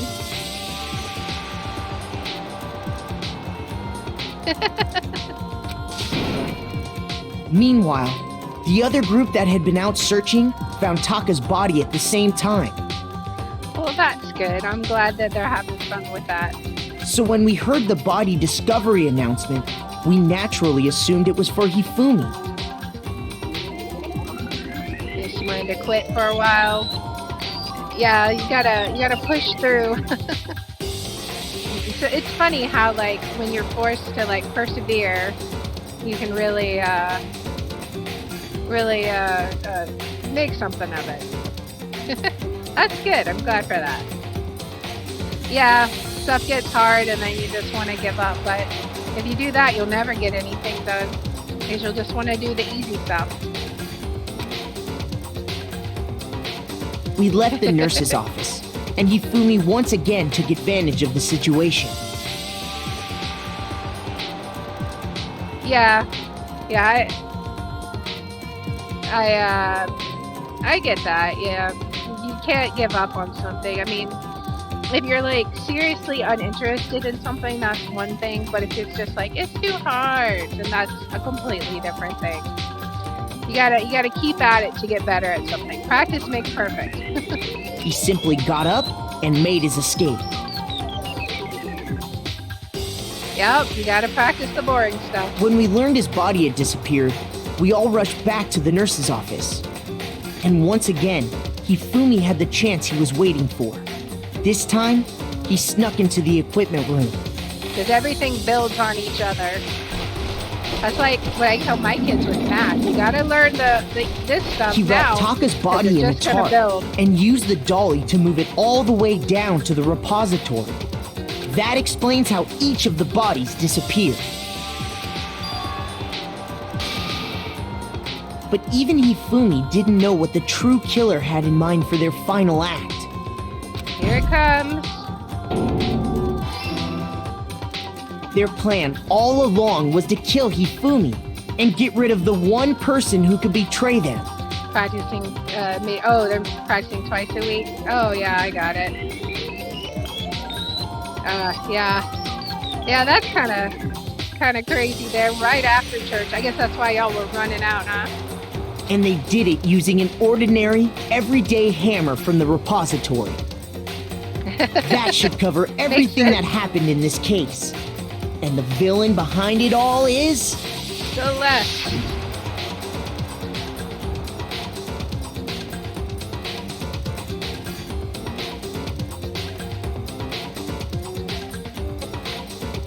There she is. Celeste! Sorry, you lose. Yeah, we were sitting there waiting for her to come out to the car. I don't know what she was doing. We were ready to go too. I lost? I lost? When was the last time I was forced to utter such words? You gambled and you They lost. hang heavy around my neck. Then you admit it? You're the killer? Listen to you, trying to take charge, as if you're my private instructor. I, Celestia Ludenberg. Actually, no. Oh? Taiko Yasuhiro is fine. Taiko? So, you finally accepted it. All I'm the right. kind of person, once I've lost, I don't like things to drag on. Ooh, she dropped the accent. Interesting. She had a persona on this whole time. Alright, how'd we do? An A, yay! Nice. Got some nice medals. Alright. Okay, Monokuma. I'm ready to begin. That's just creepy how she just completely dropped Or, her accent. no, I suppose this is the end, isn't it? It is indeed the moment we've all been waiting for. Time to vote. Okay? Okay. Okay, so If time you for the would, verdict. please locate your lever and cast your vote. And when the votes are tallied, who will become the blackened? Let's Will you see. make the right choice or the dreadfully wrong one? What's it gonna be? What's it gonna be? Your voice is annoying. Alright, time for Celeste. There we go. Guilty. Guilty as charged. Now time for the gruesome, hideous punishment. Alright, it's basically a formality at this point, but once again, you're totally correct. The blackened this time. The true killer who devised the whole stinking scheme was Celestia Ludenberg, or more precisely, Taiko Yasuhiro. Honestly. I lost. Well, that sucks. I guess trying to work with someone else was a mistake after all. Hifumi's ineptitude was beyond all my calculations. I knew it. So you really did approach Hifumi with this plan. But how did you get him to agree? I can't imagine he would have happily agreed to commit murder. I'm sure she relied on her specialty, lying. My specialty? Don't make me laugh. I didn't have to lie to get him to agree. So then... Then did you use, you know... I knew you'd figure it out, Kyoko. You're absolutely right. To get Hifumi to act as my accomplice... Indeed. I used her. Ooh. That would be the AI that they were fighting over. For everyone who's still left, I'll avoid mentioning it by name, but it was the one thing Hifumi and Taka were both super into. Does she mean... Is she talking about alter ego? Say what? What are you talking about? Just a second. Don't interrupt. We're in the middle of a very important conversation here. Yeah, alter ego is the one thing Monokuma doesn't know about right now. I'm totally out of the loop as usual. How sad. In other words... Then you're the one that stole it? Indeed. That's right. I see. And you used it to drag Hifumi into the plan you'd come up with. Right again. Last night, after we had our meeting about how it disappeared, I paid Hifumi a little visit. What are you doing here? Actually... I was hoping I could talk to you alone. It is about what was stolen. I know who did it. What? Are you okay with this? It was Taka. He stole it. Yeah, the goth pigtail. So then... And the little nanny hat. And I have proof. Would you like to see it? As it turned out, I'd found a use for the digital camera. I'd taken you-know-what to Taka's room earlier and took pictures of it there. I deleted the picture as soon as I'd shown it to Hifumi, of course. Damnation! So it was him. But how did he do it? She was supposed to yell if either of us got close to her. You are correct, which is why Taka forced me to steal it. Say what? What? As for me... Please forgive me. He threatened me. He did? As for me... He came to my room last night unannounced, and then, it's hard for me to even say, he abused me. What? And he took pictures. He said if I did not do as he asked, he would show them to everyone. So I had no choice. Damnation! Total lies. That's a crime, an absolute crime. I knew he'd gone a little crazy, but... Say what? I never imagined he would go that far. It was amazing how completely he bought it. I can't express how enjoyable that was. I'm about to say something I've never said before in my life. I'm going to kill him! I'm going to kill him! Most unfortunate. Wait, please. If you go now, you'll be playing right into his hands. Huh? Actually... Taka is planning to use her to escape. And he has made you his target. What? Escape? You don't mean... Taka is going to try to kill you. What? Indeed. And all so he can keep her to himself. Completely unforgivable. He's not happy about that. Honestly. Can we allow him to continue with these barbaric acts? Absolutely not. How could I? Alright, go have fun doing dishes. I swear I have will to save her! Actually, Then would you like to join with me? It just so happens I have come up with a plan. I have devised a way to reclaim what he has stolen and escape this dreadful school. And with that, it is complete. What are you talking about? Oh, nothing. I won't forget. So Hifumi agreed without a second thought. The effect that item had on him was remarkable. The power of love. Even a love as twisted as that can still drive people mad, it would seem. You disgust me. I see. I have another question for you. Was that strange costume Hifumi's creation? indeed. Yeah, it was a real pain in the butt, too. All I asked him to do was make something to hide the face and general body size.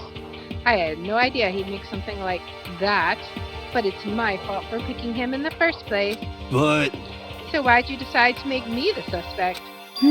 Because you're stupid. Why don't you tell us how you really feel? That's it.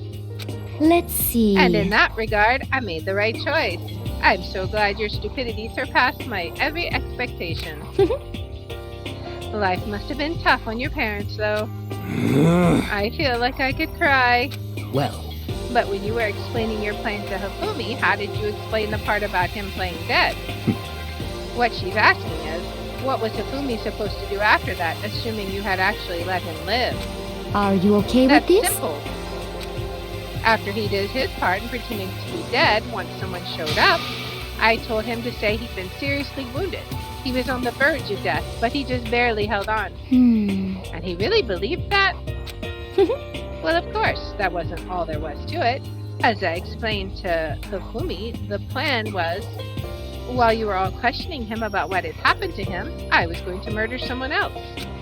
At that point, Hifumi would have an alibi so nobody could doubt him. I told him that, and he believed it. It all seemed very straightforward, stereotypical. I just matched the lie to the level of the opponent. In fact, Hifumi ate it up. I believed the lie wholeheartedly, right up until the moment of his death. so in the end, So you had planned to kill him all along. But of course, there would have been no point to my plan if the one who pretended to be dead did not end up dead himself. What the heck? How can human life mean so little to you? Well, That's a non-issue. I simply did everything in my power to win. don't be mean! Now you sound like Byakuya. I wonder about No, that. he derives pleasure from the thrill of the hunt. In that aspect, we are nothing alike. Why? Then what made you take things this far? What the heck? Was it really just for money? Are you talking about the $10 million Monokuma offered us? That is a lot of money, it's true. But that's not all there is to it. From the moment our new life here began, my only thought has been escape. But But all along you've been saying how we have to accept living here. You little bitch! Obviously, that was a lie. Hey! I couldn't take it. I hated it from day one.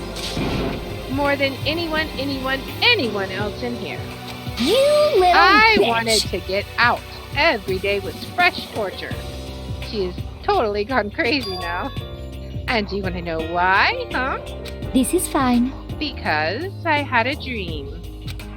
And accepting a life here would have meant nothing less than giving up on my dream forever. Honestly. And there was no way that I could ever do that. In the underground world of gambling, I risked my life to make a metaphorical killing. As for And me, it was all for that dream. And what was this dream of yours? isn't it wonderful? To live in a European castle. A castle? So she commits murder for a castle. And to gather handsome men from all over the world to serve as my butlers/bodyguards. I was going to make them dress up like vampires and satisfy my every need. Once I obtained that, I would have created a perfectly aesthetic world of decadence. This is fine. Living the rest of my life there was my only dream, my only goal. That's what life is all about. Crazy girl. Combined with my own winnings, Monokuma's $10 million would have made that dream a reality. I got right to the edge. There is nothing to be done. Unfortunately, my dream has been scattered to the wind. Still, I don't have any regrets. I pursued my dream till the very end, so why would I? Just the worst. You sound so passionate, but you were really able to kill your own friends for it? Oh. Are you asking me to feel guilty? That's a pointless endeavor. I think nothing of sacrificing others for my own ends. I feel nothing. Well, yeah, that's kind of obvious. Do you understand? That's all there is to me. That's what makes me complete.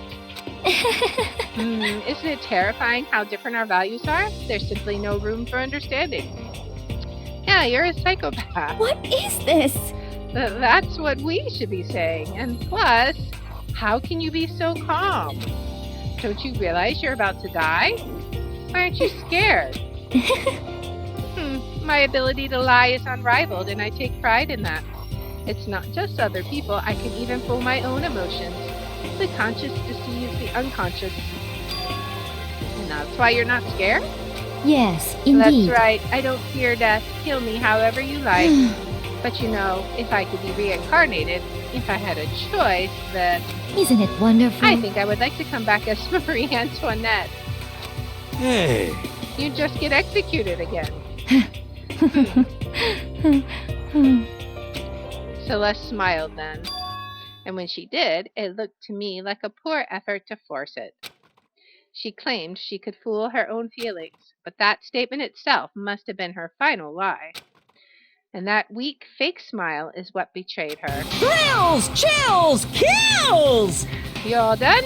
Okay then, let's get rolling. The black and disturbed the peace and must pay the price. Now then, I prepared a very special punishment! For her, the ultimate gambler. Uh-oh. Let's give it everything we've got! It's punishment time! Oh no.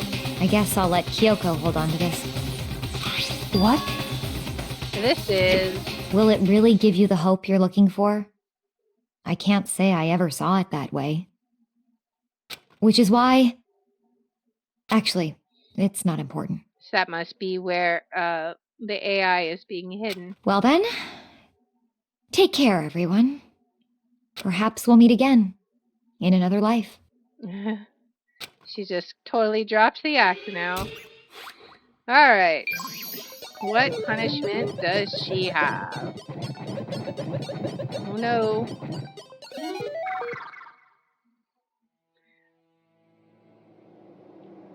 What terrible fate is in store? I think she's the first girl to be punished. Officially. Okay. Well, she's in her castle. Oh, the burning of the Versailles Witch. Okay. I guess she's being burned to death.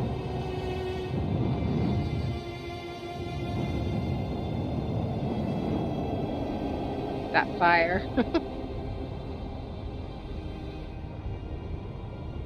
Well, that's gonna be a mite uncomfortable.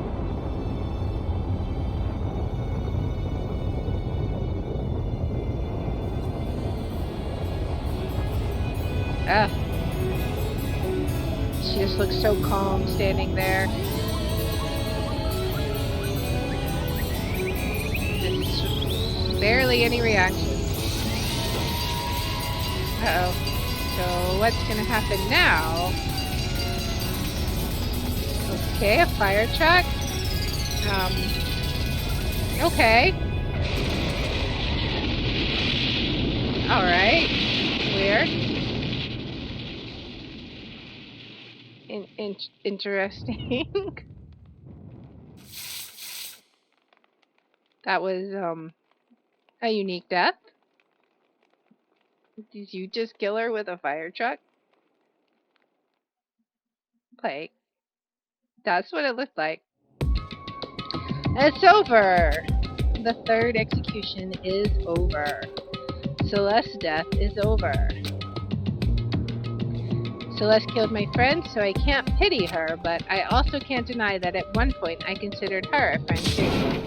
And for him to just come along and... Isn't it just awful?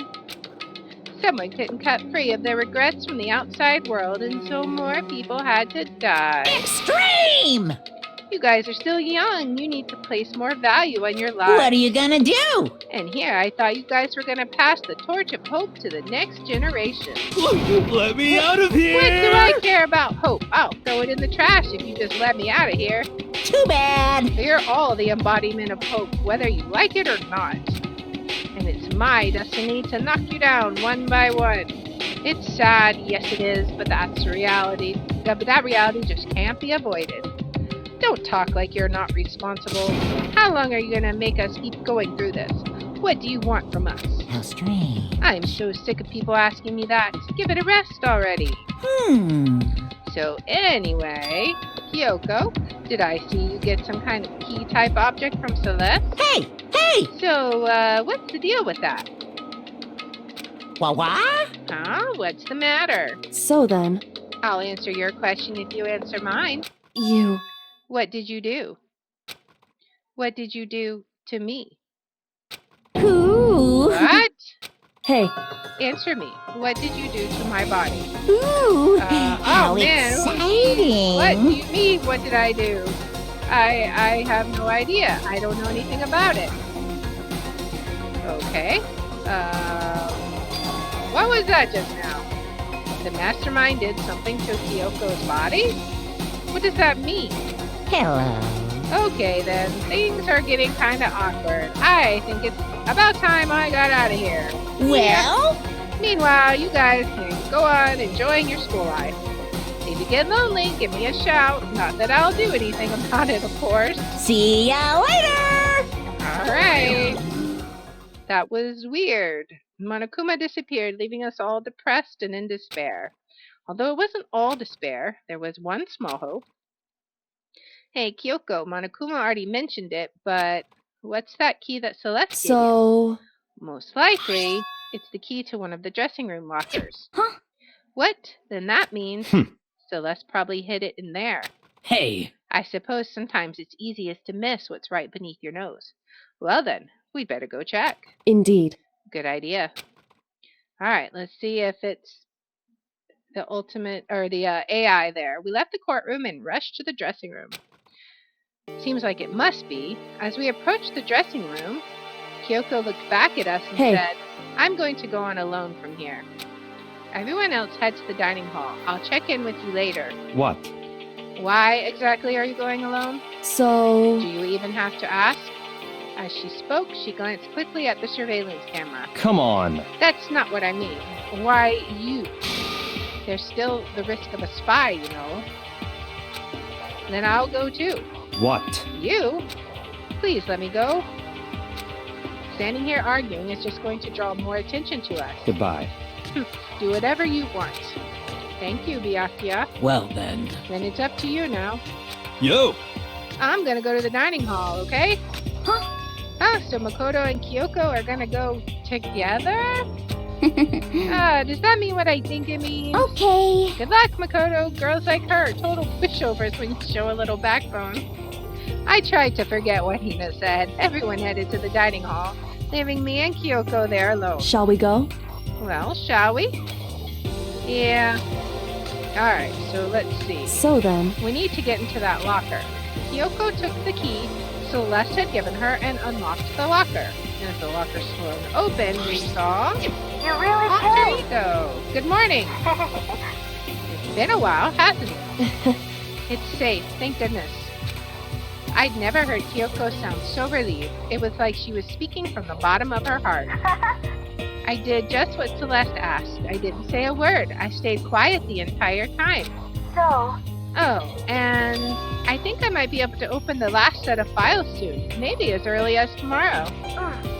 I'm doing my best, so please wait just a little while longer. So now we can officially say the case is closed.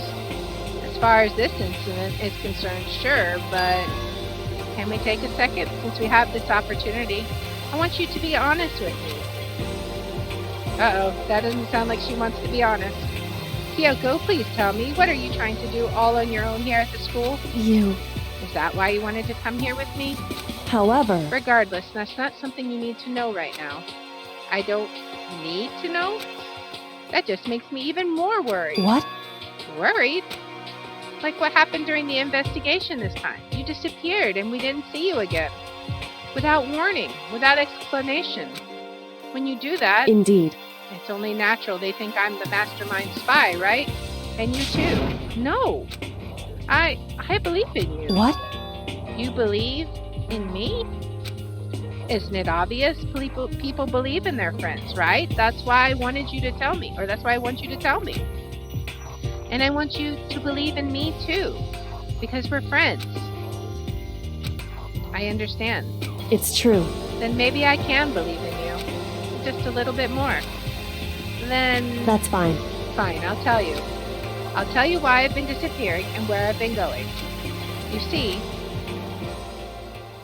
What is she going to say? What I heard from Kyoko then was... Well, frankly, it kind of blew my mind. Right after I told Kyoko I believe in her, she told me a story that was, well, almost unbelievable. I decided I had to confirm what she told me with my own 2 eyes, so I waited for nighttime to come. And when it did, I went into action. Uh-oh. What's going on? Correct.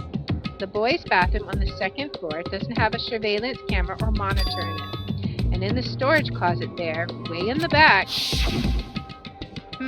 She said it was way in the back of the boys' bathroom storage closet, but could Kyoko really be right about this? Alright, so is that this one? Is this the one? Well, let's look. It's just a normal storage closet as far as I can tell. The secret Kyoko told me about, could it really be hidden here? Alright, let's see. She said it was way in the back of the storage closet, but I mean, seriously? Without thinking, I placed my hand on the back of the storage closet. Suddenly, as if I were being yanked in, secret passage. The same time I heard that sound, I fell through the wall. I had no idea what was going on. I had fallen through the back of the storage closet. Huh? It turned out the back wall was like a revolving door and I'd made my way to the other side, just like Kyoko had said. Correct. In the boys' bathroom on the 2nd floor, there's a storage closet, and way in the back of that closet, there's a secret room. So this is the secret room, but what's in here? Alright, we got 2 things to check out. A bench, just a normal desk with normal drawers, and there's a bunch of files and what looks like volume after volume of yearbooks. They're all covered in dust. Looking at everything, one file at the edge of the bookshelf caught my eye. Hope's Peak Academy Student Registry. This is the only thing in here not covered in dust. Has someone been looking at it recently? I slipped the file into my hand, but before I had a chance to take a look at it, a slip of paper fell out of the file, and I turned my attention to it. What's this? You must not leave? That's kind of weird. I could understand if it said, I can't leave, but you must not leave? What is this? My head feels funny. This strange sensation. It's like deja vu. Those words, you must not leave? I've seen them somewhere before. But I can't quite remember. What do I know? What don't I know? Uh-oh.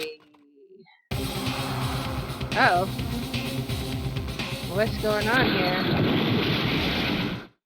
A strange sound rang out through my head. It felt like it was shaking my brain back and forth. And then, darkness. I don't understand what's happening. I don't know what started it. It's all over. And with that, I opened my eyes. I don't know how long it had been.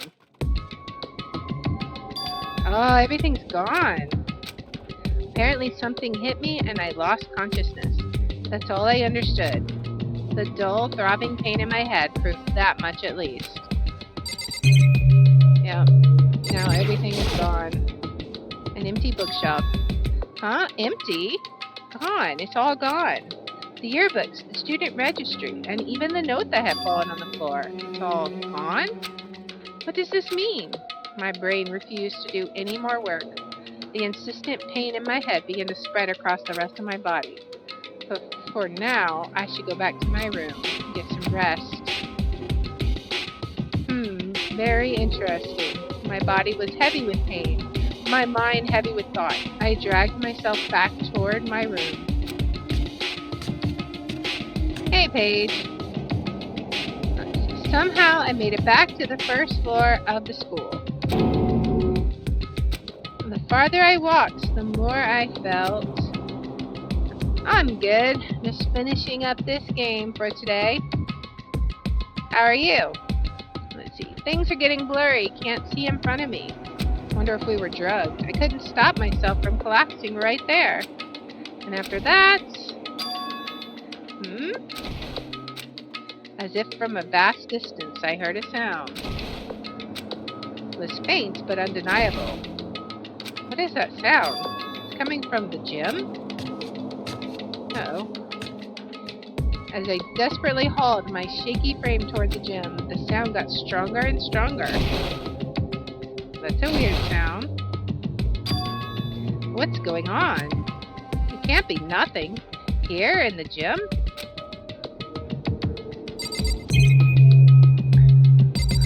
Probably nothing to look at there. Yeah, let's just go into the gym.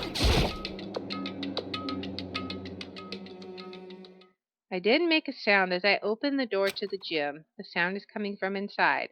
Meanwhile, only intensified that much more.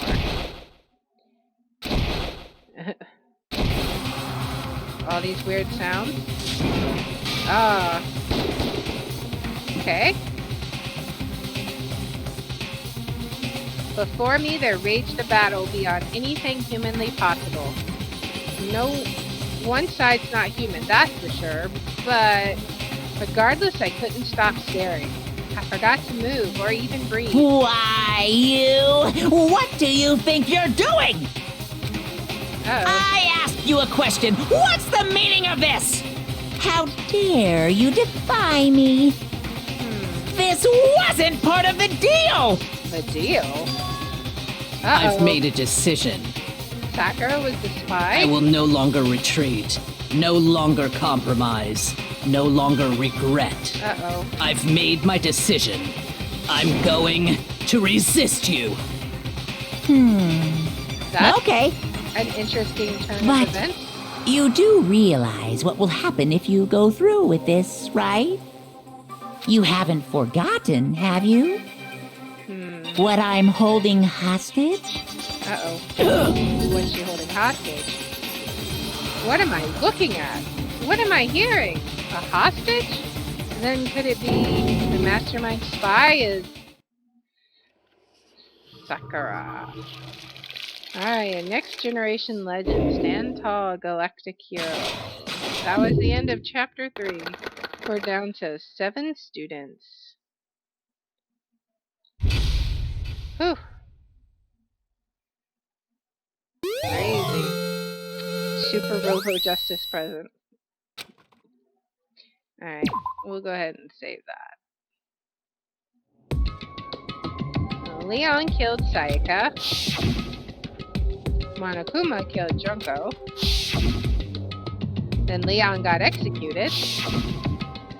Then Mondo killed Chihiro. And then he got executed. Hifumi killed Taka. Then Celeste killed Hifumi.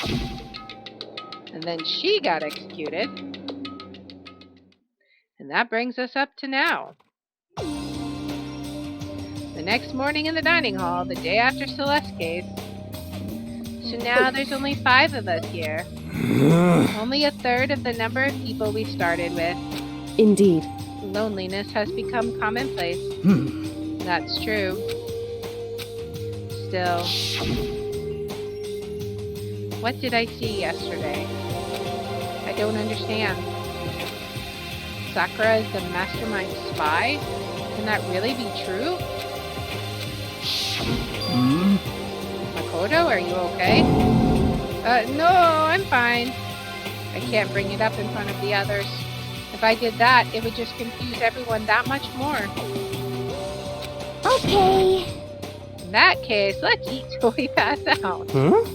What do you mean, in that case? Cause, Well, because look how scary everyone looks. It's gotta be because you're all fighting on empty stomachs, right? If you fill your belly, I'm sure you'll all cheer up, so let's eat. Okay. Let's fry up some fish and donuts and eat till we can't stand up. What? That's like a deep impact style meteor impact extinction level event combination of food. Huh?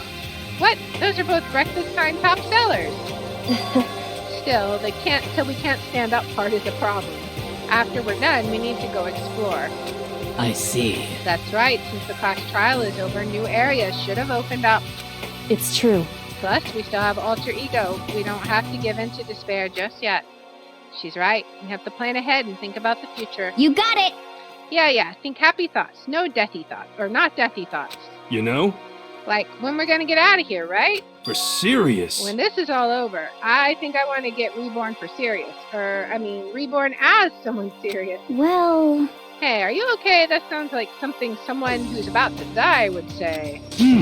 I'm totally okay. I'm not going to die. Why? Because there aren't going to be any more murders. What makes you so sure? According to the spirits... I predicted it last night. Since it revealed itself to me from the ether, there is no doubt about it.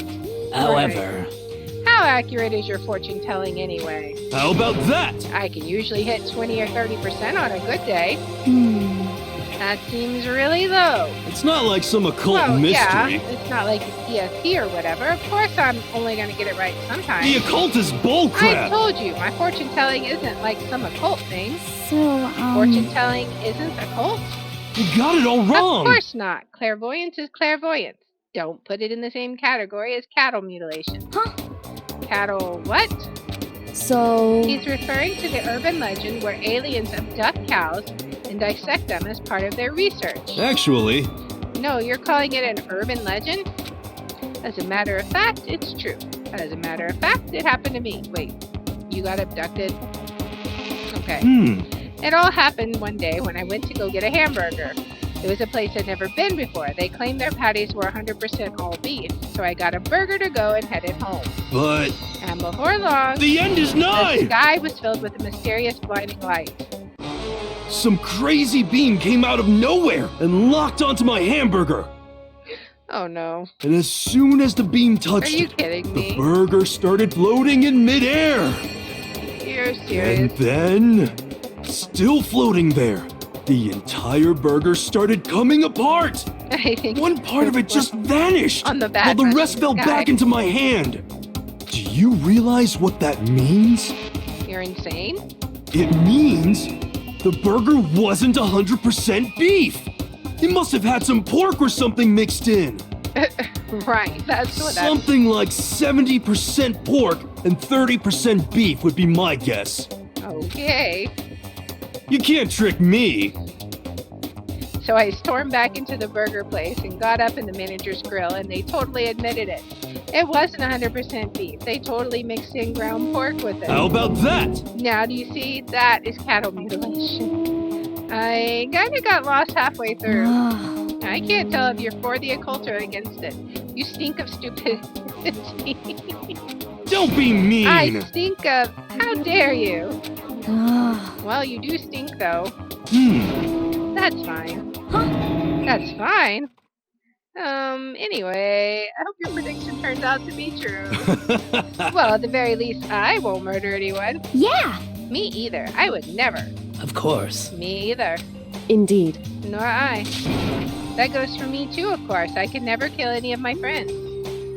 I felt like those words of encouragement were helping us come together as one. After so much sacrifice and hardship, we've finally become united. But... Well... To be honest, I wish Byakuya and Toko were here for this too. But they're so hard to deal with. They only think about themselves. Yeah, we're better off without them, I say. That was enough to prove we were united for the time being, but within that bond hid weakness and fragility. Starting chapter 4.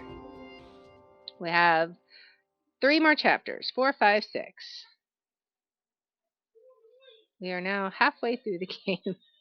We began our search as soon as we'd finished our breakfast in the dining hall. We had to find out what had opened up, what was waiting for us. Alright, and that is where we're going to end it for today. So I hope that you have enjoyed this episode. It was quite enlightening.